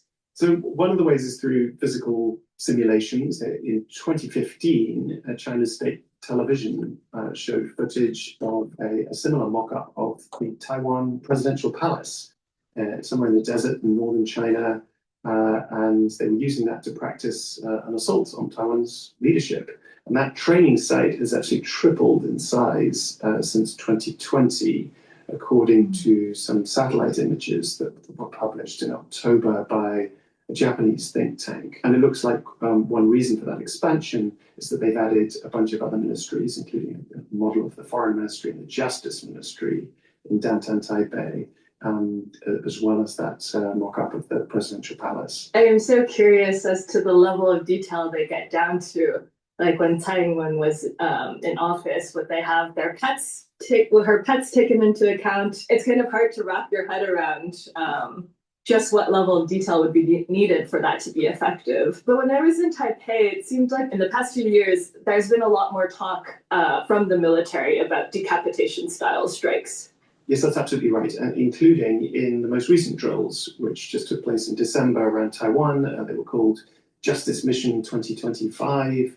They involved dozens of Chinese warships, military aircraft, and long-range rockets being fired into waters very close to Taiwan. And they practiced a few things, a blockade of Taiwan's main ports. They simulated operations to stop foreign forces from intervening. But around the same time, the PLA senior colonel Zhang Che, who is at the National Defense University in China, he appeared on state TV to talk about the mission, and he made it clear that there was another element of operations that those exercises were trying to practice for.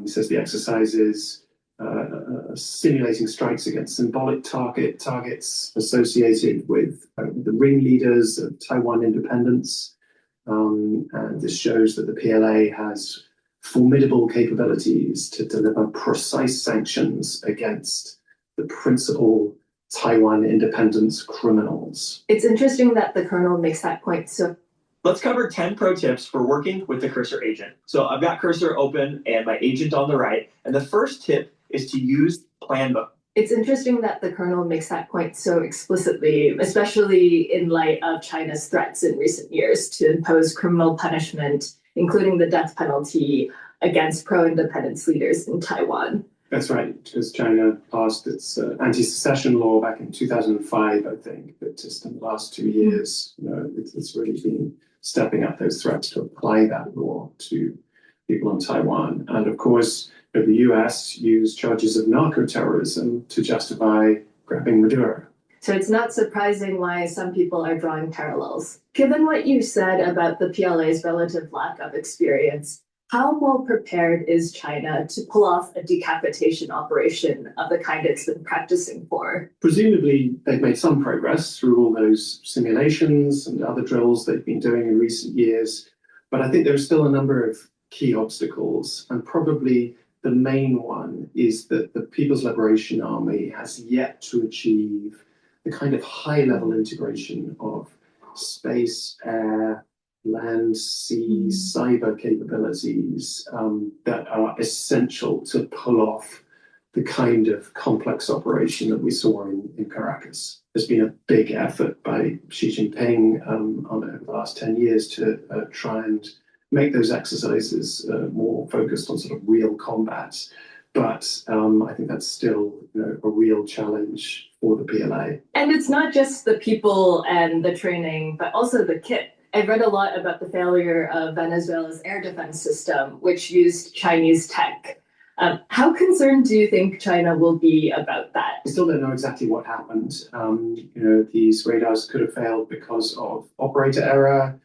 They could have been sabotaged. They could have just been poorly maintained.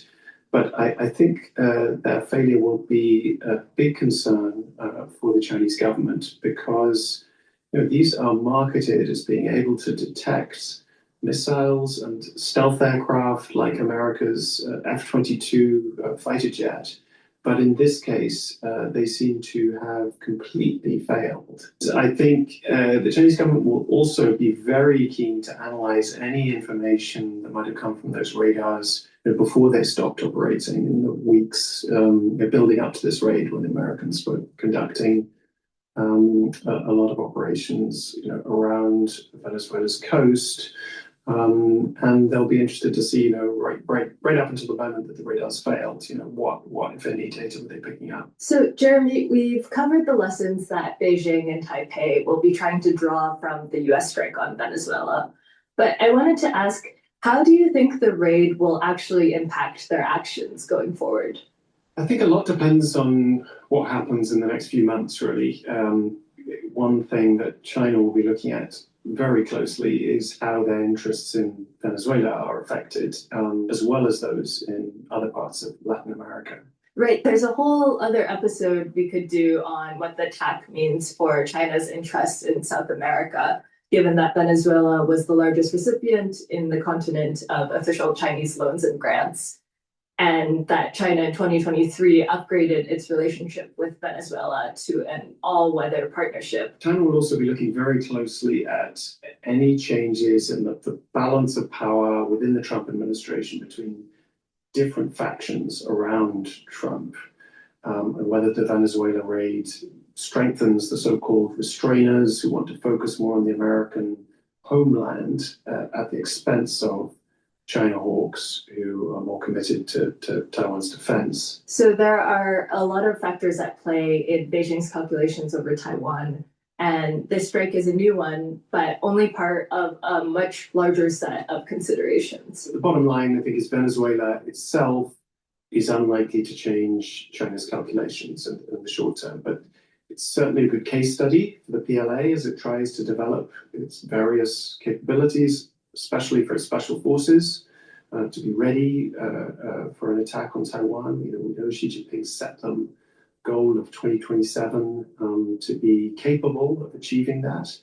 And then over the longer term, if the Venezuela raid leads to America getting bogged down there or in other military escapades in the Western Hemisphere, or if China becomes concerned about other autocracies around the world being toppled, or indeed if America becomes overconfident about its capacity to use force, then it could become one of several factors that start to shape China's thinking on Taiwan.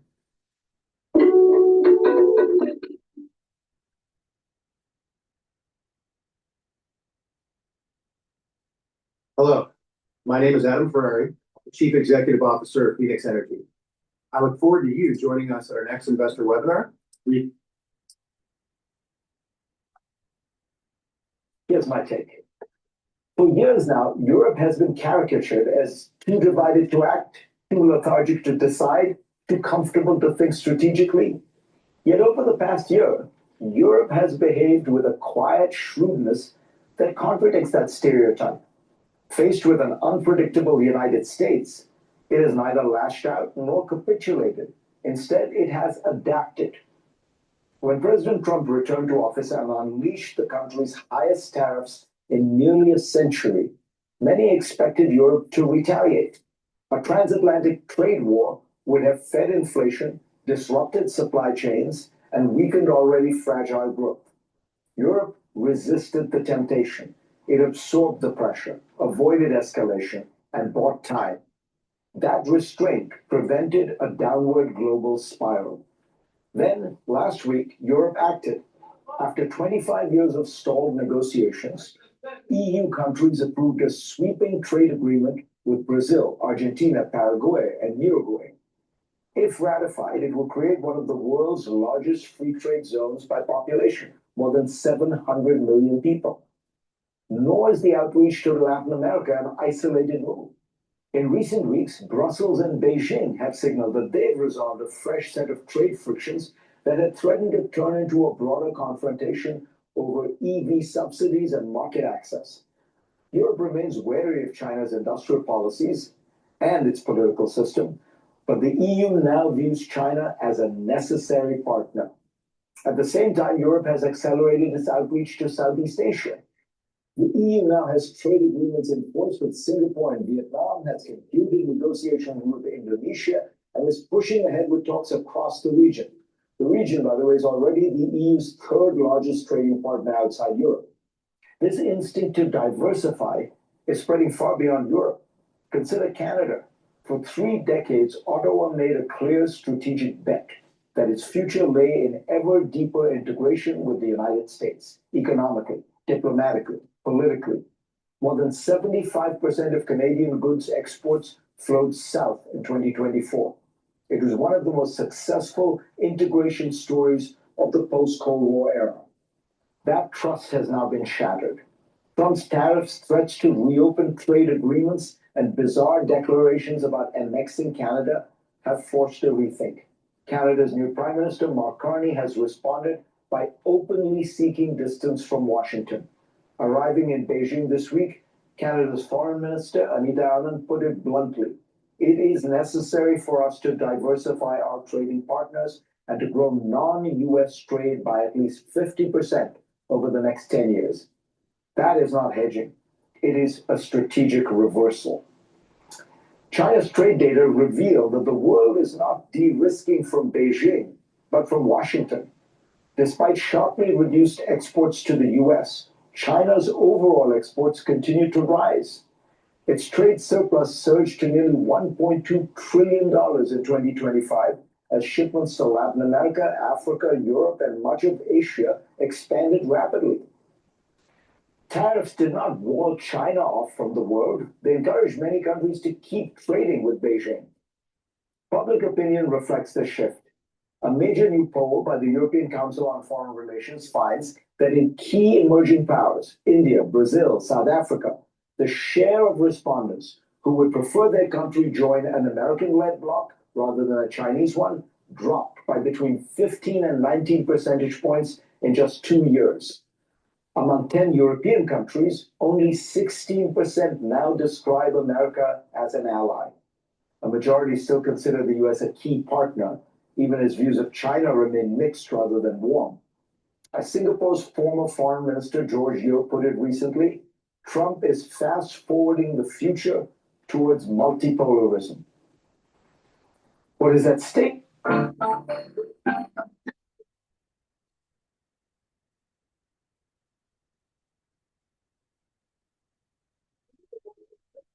Every time.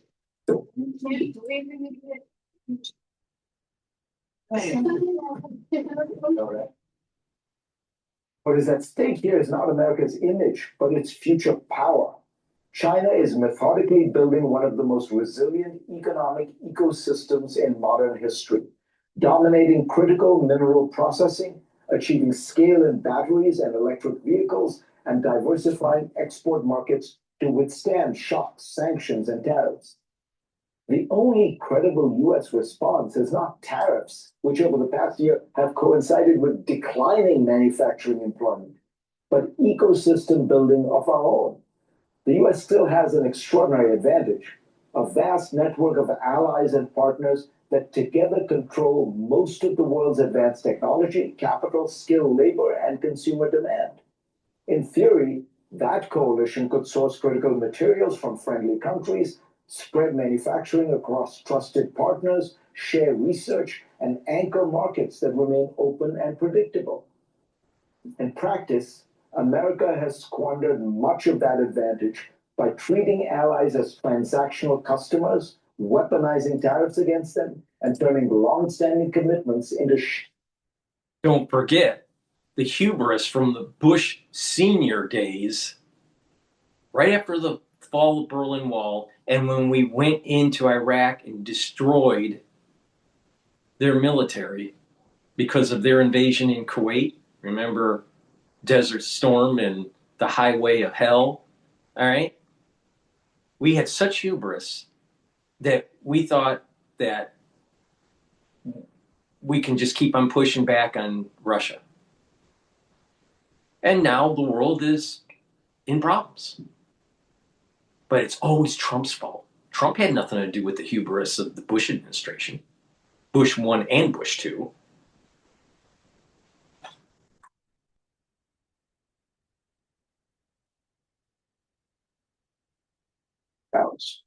Washington has encouraged others to hedge.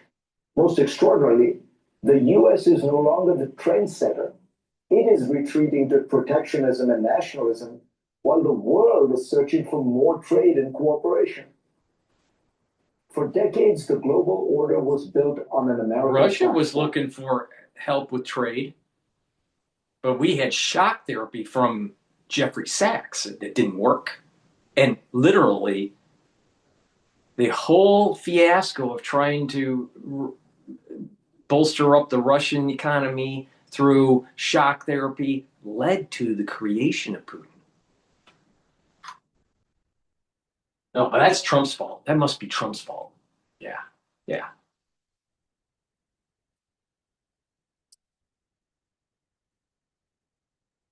Trade flowed through US-designed institutions. Security rested on US guarantees. Crises were managed, for better or worse, by Washington. The global agenda was set in America. That platform still exists, but the world is no longer building on it. It is building around it.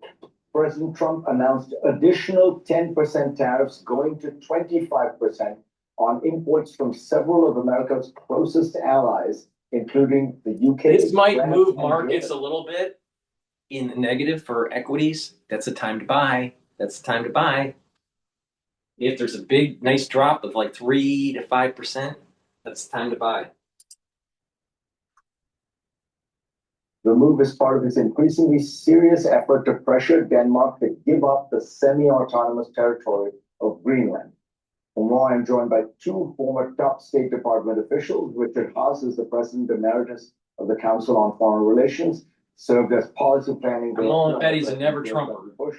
And Marie Slaughter is the CEO of the think tank New America. She held the same job at the Obama State Department. Oh, lovely. Richard, this strikes me as perhaps the greatest crisis in transatlantic relations, because I mean, you have the NATO member state, the United States, essentially threatening to annex territory from another NATO member state. Where does it go from there? Nope. With the help of Zero accounting software, I've got the right information at my fingertips. So I can take my business. So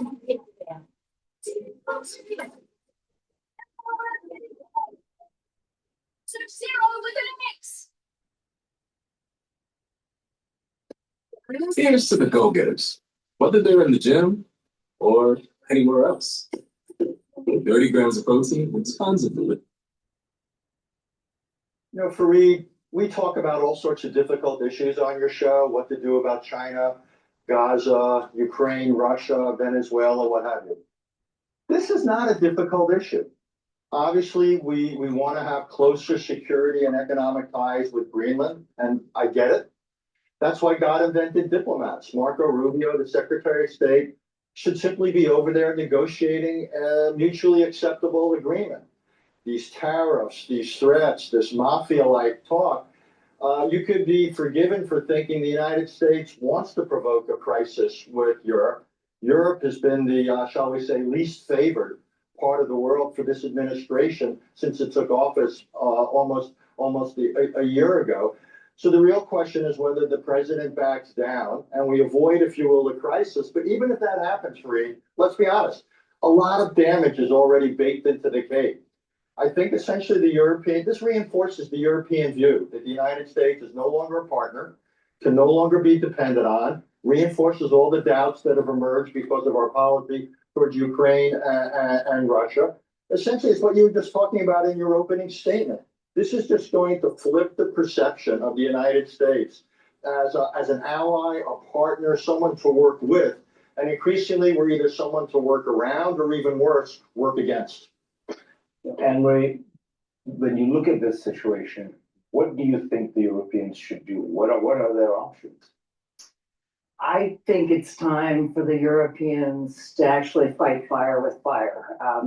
Your column this week talks about how they have resisted a trade war, how they've pursued a strategy really of broadening their own trade agreements. I agree with that. At this point, I think they have to use what we call the bazooka. Now think about this for a second, okay? She's from Obama's administration.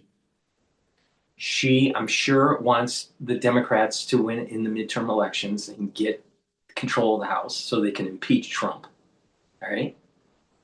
In a perfect world, in her mind, the Democrats would control the House and the Senate, all right, so they can have an impeachment trial.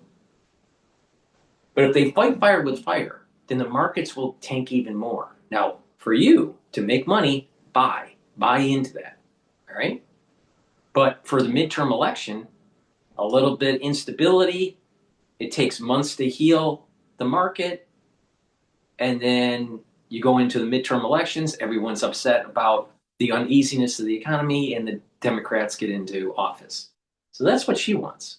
She wants them to fight fire with fire so the Democratic Party can get into the House, the House of Representatives. But if you don't dive in, and why is she saying that? You just take that at surface, and it's like, well, maybe what she's saying is no big deal. But there's something deeper here, more sinister. Is she really about the United States, or is she really about the Democratic Party? Is she really about the United States and its hegemonic power, or is she really about just getting rid of Trump?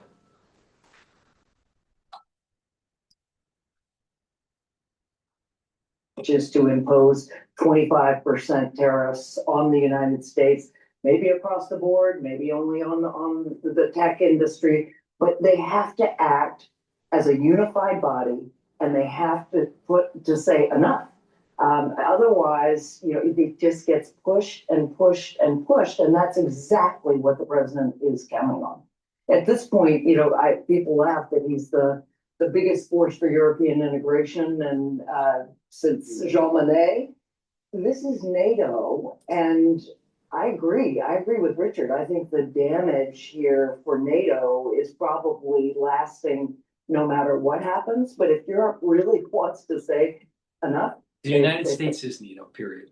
Please go to my store, the-studio-reykjavik.com, and get the digestive enzyme complex. This will help to break up carbohydrates, proteins, and lipids, so you're improving your digestion and reducing the stress on your pancreas. It's really important because when you get older, your pancreas doesn't function as well. So it's really important to take the digestive enzyme complex. Digestive enzyme complex also has bromelain in it to help break up clots.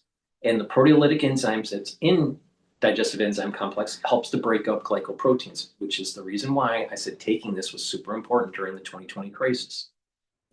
So you should be taking it for the winter season. Please go to my store and get the Clarity Factor. Clarity Factor will get rid of brain fog and help you to concentrate on tasks. Super important to improve your brain function. This is a very powerful neural stack. Take it every day. And when you do, you're going to improve your dendritic connections, so you're thinking faster and improving your memory. Omega-3 helps with your cardiovascular health, brings down inflammation, and helps you to control your lipid profile. In addition, it helps to reduce the stickiness of your red blood cells to reduce overclotting. Super important to take every day to help improve your cardiovascular health. And lignans. This helps with your immune system and your endocrine system, brings down inflammation, and soaks up free radicals. This will help to slow down the aging process and help with your cardiovascular health. And when you bring down inflammation, when you bring down chronic inflammation, you're helping your neurons. Because at the micro environment of your neuron, if there's inflammation regularly, it will degrade the neuron. So you want to reduce that inflammation. Turmeric brings down inflammation and soaks up free radicals. When you stack them together, the lignans and the turmeric, you're supercharging this, bringing down inflammation, helping your immune system and your endocrine system, your cardiovascular system, and your brain function. You can slow down the aging process by making sure you soak up free radicals and bringing down the inflammation. Please go to my store, the-studio-reykjavik.com. Use discount 5, all caps, discount 5, you get $5 off. All right. Pentagon readies 1,500 troops to Minneapolis. ICE clashes intensify. Local tax experts are here. Now you can meet with a TurboTax expert in your community. They can do your taxes for you and get you every dollar you deserve. Local tax experts are here. Hand off your taxes with confidence. The Pentagon is reportedly preparing to deploy 1,500 soldiers to Minnesota as protesters continue to cause chaos for immigration agents in the state. Our own Matt Finn joins us live from Minneapolis with all those details. Matt, good morning. Good morning to you, Rachel. Well, we're entering week 3 of the unrest here in Minnesota, and the clashes between protesters and law enforcement are showing no signs of slowing down.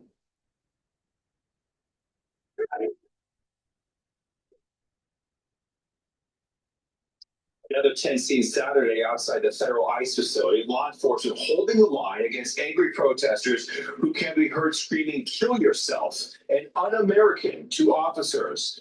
The Washington Post reporting about 1,500 active duty soldiers preparing.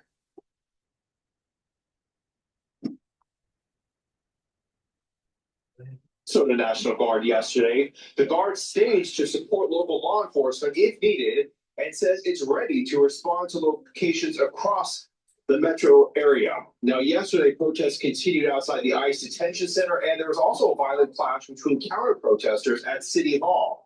President Trump has warned that he may use the Insurrection Act here in Minnesota, which would allow the federal government to use military troops to bring calm. Meanwhile, a statewide day of action is scheduled for this Friday. Activists are asking people not to attend work, school, or make purchases, and the St. Paul Federation of Educators is also asking people to participate in that day of action Friday. Back to you guys in New York. All right, Matt Finn, Live Force Minneapolis. Matt, thank you. It's just continuing to ramp up and up and up. And it's important as we continue to cover this story to remember how we got here. The reckless open border policies of Joe Biden led to the criminals, the violent illegal alien criminals that ICE has gone into places like Minneapolis, a sanctuary city, to clean them up.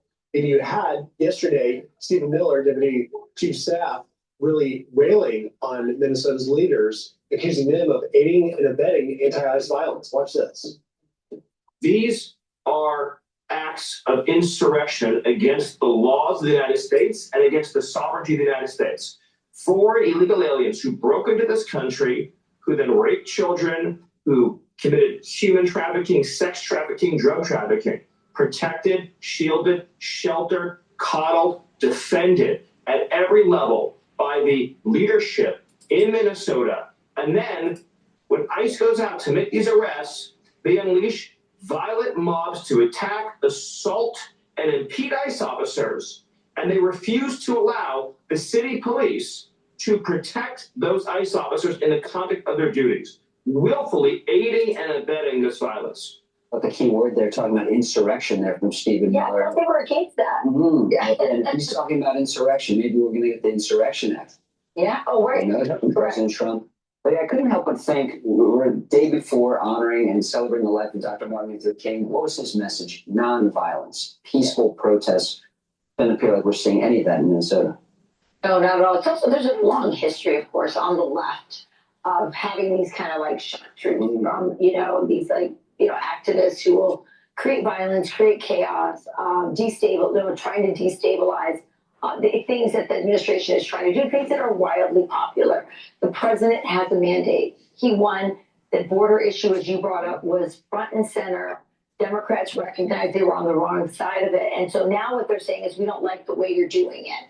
And again, they find themselves on the side of, just like Kilmar Abrego, they find themselves on the side of all the people that we put up on the wall last week, showing that there were murders, rapists, as Stephen Miller said, and people who committed terrible crimes, people that every parent would want off the streets. I think the political question here is, this is not talking about affordability from the Democrat side. Is this really what their voters want? Maybe their voters on the far left, but what about the people in the middle? And again, another thing is, Minneapolis is the home of Ilhan Omar, a deeply, deeply unpopular figure, and she's become front and center on this as well. So I think it all is not. There been some fraud. Yeah, exactly. She's suddenly like $30 million richer now, and we're uncovering all this daycare fraud. So I don't know if in the long run this is going to work. This might be their BLM. Well, it's a great point, Rachel, because you mentioned Ilhan Omar, who is leaning hard into bringing back the abolish ICE. That has not been a winning message. And, you know, you can dislike Stephen Miller, and you can think that his rhetoric is too harsh, but factually, he's correct. The Minneapolis is protecting these illegal criminal aliens. Now, the mayor, Jacob Fry, argues that they're not a sanctuary city. They have a separation ordinance. But at the end of the day, they do the same thing. They refuse to cooperate with ICE. The White House called them out yesterday, saying Minnesota sanctuary politicians have released nearly 470 criminal illegal aliens back into American communities since President Trump took office. ICE working every single day to remove the worst of the worst criminal illegal aliens from terrorizing their state. I would just add to that, Rachel, there's also 1,360 violent illegal criminal aliens currently in custody in Minnesota jails held by authorities. And yet all ICE is saying is, just hand them peacefully to us, don't release them to the streets. It keeps the community safer, and we don't have ICE having to make arrests at large. We know a lot of these protesters are paid, but among these protesters are a lot of rich Edina moms pining for their 1960s protests and their in their university days. Those ladies are protected from a lot of this. Their kids are not getting. She's talking about the ladies, but what I noticed when I was in an event at Harvard, there was a very prestigious CEO in the luxury brand market that wrote a book recently talking about his experience in the industry. Because of the Chatham House rules, I can't tell you all the details, but he really pushed about how he, was a child of the 60s and how he was against the Vietnam War and all this stuff. And that, he made a comparison between the hippie generation today and the millennials today. All right. and the you know, the social unrest. So you can kind of see that this whole woke agenda is just a tributary right out of the stupidity of the 1960s. And of course, out in school, that CEO happened to be 80 years old, of draft age during the Vietnam era, and didn't serve. How that happened? How did that happen? You'd be surprised. When you start seeing these baby boomers that are age 80, 81, 79, 78, that's an age where they were hiding in school to not serve in the military. Just remember that. When you see an elderly person and you find out that they dodged the draft, they didn't serve, don't look positively on them.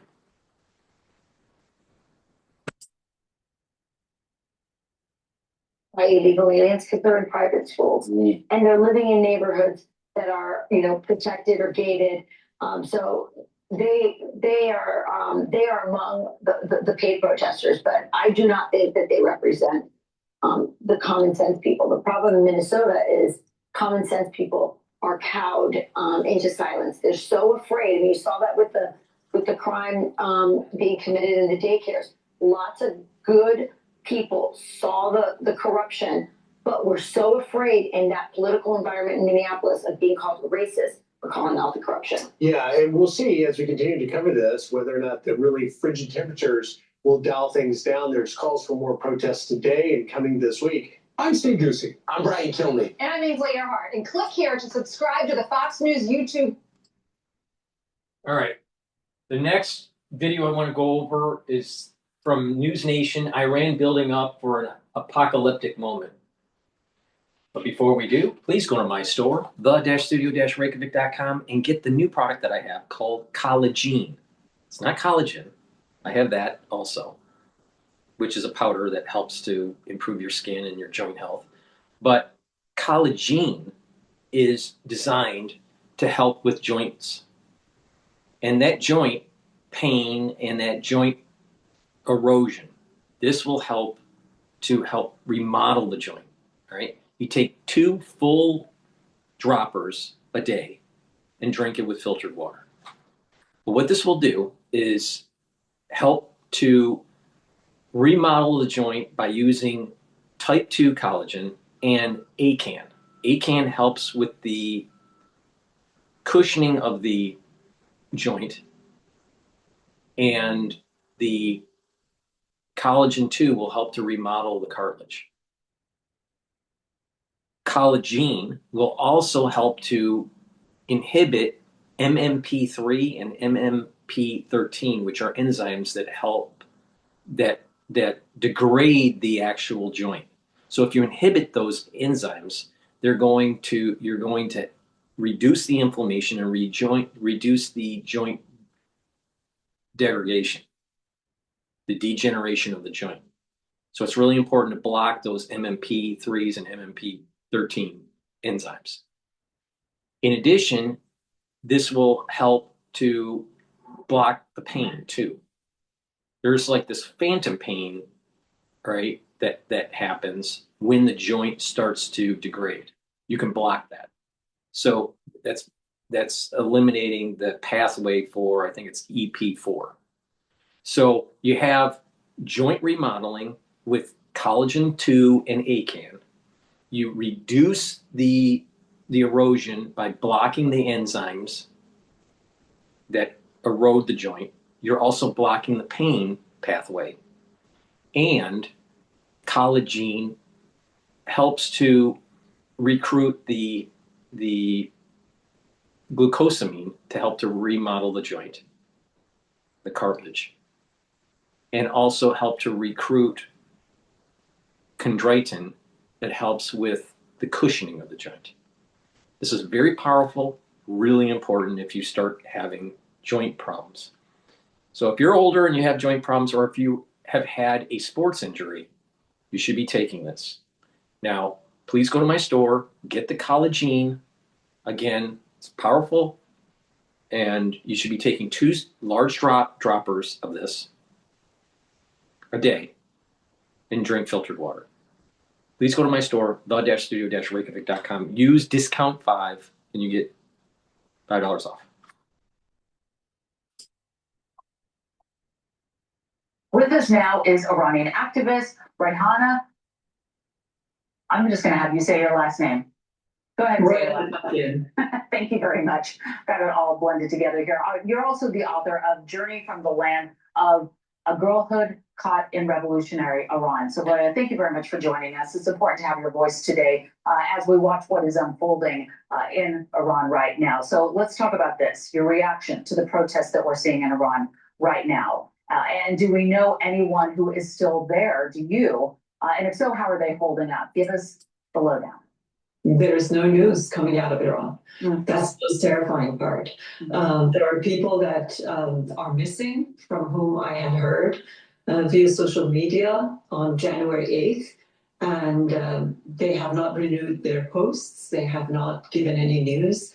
I think people underestimate how terrifying it is that a government shuts down its internet and all ways of communication for people with the outside world. And that's where things are at the moment. I mean, it is so hard to understand being so far away from it all. And as we see these images on our screens, they are just absolutely devastating. The Supreme Leader said in an address on Saturday, quote, "In this revolt, the U.S. president made remarks in person, encouraged people to go ahead and said, we do support you. We do support your military." What do you make of him blaming Trump for the death toll? And I'm wondering if you think this is a sign that leadership in Iran is digging in versus letting up despite these historic protests. The Supreme Leader can't give up or give in at this moment. For the past 47 years, this is the trajectory on which he has been. The whole, the founding fathers of the Iranian Revolution have been. They have been building up to reach an apocalyptic moment where there is a final confrontation with the United States. And this is everything he's been looking for. It could be the Titanic that's sinking, but that's exactly what he has been preparing for. That's exactly sort of the final encounter that he is looking to have with the United States. And this is, in his view, the way to pave the way for the hidden imam or the Muslim Messiah to arrive. Right. Yesterday we spoke to U.S. Ambassador to Israel, Mike Huckabee. I'd like to play you some of what he had to say and get your reaction. Let's listen. The real tipping point is going to be when members of the regular army and the police decide that they can no longer be a part of this atrocity against their own people. When the police members are told to start slaughtering their neighbors, people that they know, there's going to come a point which they will likely say, that's it, we're not going to continue to be a part of this. And when the police and members of the regular army join the protesters, then the revolution has really taken its full zenith. So do you see Iranian military or police joining protesters at some point? I'm wondering what your reaction to Huckabee is. I think he is half correct in that in every revolution, you need to have the security forces finally letting up and deciding that they can no longer participate in the mass killing of their own population. That moment hasn't come in Iran yet. However, these are not just all Iranian security forces who have been assaulting people over the past week. There are also militia forces that have been imported from Iraq into Iran. And these militia forces who have come to Iran by the thousands are the forces that have been fighting ISIS, that have been fighting underground armed groups for years in Iraq. So imagine what it's like for an unarmed group of people who are out there for a civil rights movement, for a civilian unarmed movement, faced with savages who are armed and who have been trained and who have exercised the mass killings in another country, who don't speak the language of the local population, who have no relationship with the local population. So I think it's yes, the security forces need to put their weapons down, but those are not the only people on the ground. And I think at the same time, the degree to which the regime has quashed the demonstrations is so deep and so violent that I think it will take many days, weeks for them to return.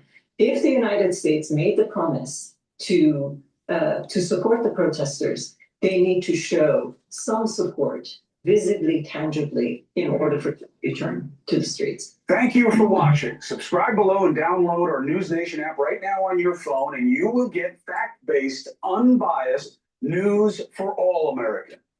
Please go to my store, the-studio-reykjavik.com, and get the C60. You can get an extra virgin olive oil, MCT coconut oil, and also avocado oil. C60 is 1,000 times stronger than vitamin C. C60 you should take on an empty stomach for best absorption. Take a teaspoon a day, every day. And by doing this, you're soaking up free radicals, reducing stress in your cells and in your tissues. When you do that, your tissues will perform better, your organ systems will perform better. Your immune system and endocrine system will perform better, you'll have better brain function and better cardiovascular health. Now, at the cellular level, what this will do is soak up the free radicals, reduce stress on the cell. The cell's mitochondria will improve, and it'll improve the ATP creation, so you have more energy.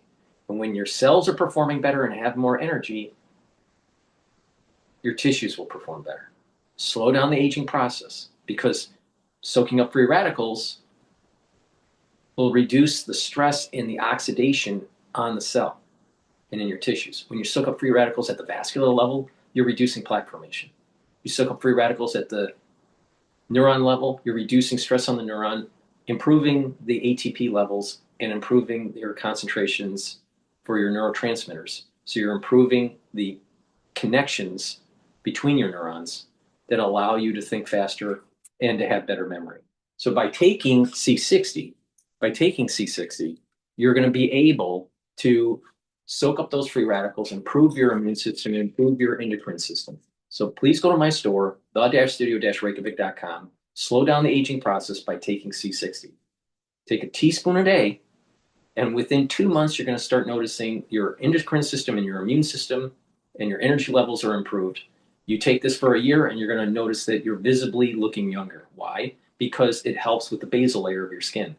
By improving your basal layer of your skin, new skin cells will be healthier. This stacks really well with resveratrol, which also helps the basal layer of your skin. So please go to my store, get the C60, and slow down the aging process. All right, let's play another video about how hundreds of millions of Christians face persecution. 10 pro tips for working with the Cursor agent. So I've got Cursor open and my agent on the right. And the first tip is to use Plan Book. While Christians in America enjoy religious freedom, persecutions against them around the world is at an all-time high. That's right. A new report from Open Doors revealing the top 50 countries where more than 388 million Christians experience high levels of persecution and discrimination, with Pope Leo echoing those same concerns. That the persecution of Christians remains one of the most widespread human rights crises today, affecting over 380 million believers worldwide. They suffer high or extreme levels of discrimination, violence, and oppression because of their faith. Sadly, all of this demonstrates that religious freedom is considered in many contexts more as a privilege or concession than a fundamental human right. Here to discuss the alarming trend is Chief Religion Correspondent Lauren Green. Lauren, let's start with this. First of all, welcome. We're so happy to have you here. Such an important topic. Here are the top 10 countries with the highest rates of Christian persecution: North Korea, Somalia, Yemen, Sudan, Syria, Nigeria, Pakistan, Libya, Iran. I've been getting a lot of videos from the Congo these days. But we have it in Central America too, in Nicaragua. I think that's one of the issues. You see the top 10 list, and people pay attention to the top 10 list, which is very important because you've got 9 of the 10 are Muslim majority countries, and that's where we focus on that Christians are being persecuted in places like Syria and Nigeria. North Korea has been on the top of the list for a very long time. And like, why is North Korea continually on the top of the list? Because they're such a secretive communist nation, but also because they actually kill Christians too. Yes, they do. I mean, and they're using more secretive means like AI facial recognition, like the Chinese are doing too. Yes, Exactly. And because they're using facial recognition to identify Christians who may be going to church or using a Bible. I mean, it's really very, very dangerous to be a Christian in North Korea. We just don't hear much about it because we know about the violence that is happening against Christians in places like Nigeria. Syria is interesting because it catapulted into the top 10 in 1 year, from 18 to 6. Because of, and this shows how the geopolitical forces are at work. The fall of the Assad regime in late 2024 produced this vacuum to which extremists sort of came right into. For all his faults, was somebody who did protect him. That's exactly it. This is why the geopolitical forces are at work here, because if the Christian says, no, Assad's protecting us, then of course the Assad regime falls, and now the extremists fill that vacuum, and their number one target now are Christians. We want to rid that area of Christianity in total. The Druze as well in the southern state. We've seen the Israeli forces trying to protect them. Yeah, sure. Ryan Brown, the CEO of Open Doors, earlier this week talked about that persecution. Here's a little bit of what he said. You have men and women that are being locked in their houses, and those houses are being lit on fire as they try to escape. They're being shot by machine guns or attacked by machetes, all the while the extremists are shouting, "Death to Christians, death to Christians." Yes, I did that interview with Ryan, and the one thing that was very interesting he said was how this is a geopolitical problem with geopolitical solutions, but it's also a spiritual problem. So President Trump has said, I'm going to end the political, the Christian persecution. He threatened Nigeria. He actually It's on Christmas, loud tomahawks. No, absolutely. You're not going to bomb us on Christmas. We're just going to take it. Absolutely. And he has an office dedicated to helping him sort of get alerted about what's happening. So President Trump has done more than that because remember the Biden administration took Nigeria off the list of countries of particular concern. And the World Watch groups are going, what are you doing? They are the worst. They're slaughtering Christians. Trump put them back on the list. Not only that, of course, he backed it up with that bombing. And the executive order about anti-Christian bias. Yes. I've never seen that before. One of the other things you played a clip by Pope Leo. Pope Leo was the first world leader to talk about the Christian persecution in the West, in the secular West, in Europe, and in the Americas. What's happening in Finland? The prosecution of a member of parliament because for hate speech because of her stance on marriage and sexuality. Yeah. 3 times she's gone they prosecuted her. They keep bringing her back into court, questioning her. This is how it's happening in the West. It's litigious. That's why Finland was added to the tariff list that Trump just with Greenland. Before we let you go, you talk about Leo. What about Nicki Minaj? Sorry, I didn't do my research on Nicki Minaj. She and I are not BFFs. I saw that. She brought a lot of spotlight. She sure did. I think a lot of these celebrities, when they come out for Christian conservatives, they are being bold because they have to be. When you've got a doctor, a Supreme Court justice who can't define what a woman is, now that's just the definition of anarchy. Yeah. And I think this is why they're doing it. It's like, no, we've gone a little too far. Pope Leo deserves credit. The last pope talking a lot about the climate, never talked about the persecution of Christians, much less in the West, which, as you said, is litigious and it takes a different form. But it is persecution nonetheless. Christians, the #1 persecuted religion in the world. We need to stand up. And the largest religion in the world. And the largest. It's the #1 target. It is, and it has been for years. I've been covering this for years, and every year I've seen the numbers jump. From 2024 to 2025, it jumped from 381 million to 388 million. It is climbing. You're doing a great job. An important issue. Thank you very much. Thank you. It's very important. People need to be paying attention to this. Absolutely. I'm Steve Ducey. I'm Brighteon Channel. And I'm Ainsley Earhart. And click here to That's the end of my broadcast. Please go to my store, the-studio-reykjavik.com. We're going to see a lot of activity in Q1 of this year because of Trump, in terms of the economy, in terms of geopolitics, in terms of what's going on domestically. Stay tuned. Make sure you follow my live streams. I greatly appreciate if you share the links and ask your social media to follow me. And please help support the work that I do by purchasing the great products that I offer. These are products that I take every day to slow down the aging process and to boost up my immune system. Thank you for listening and have a nice day.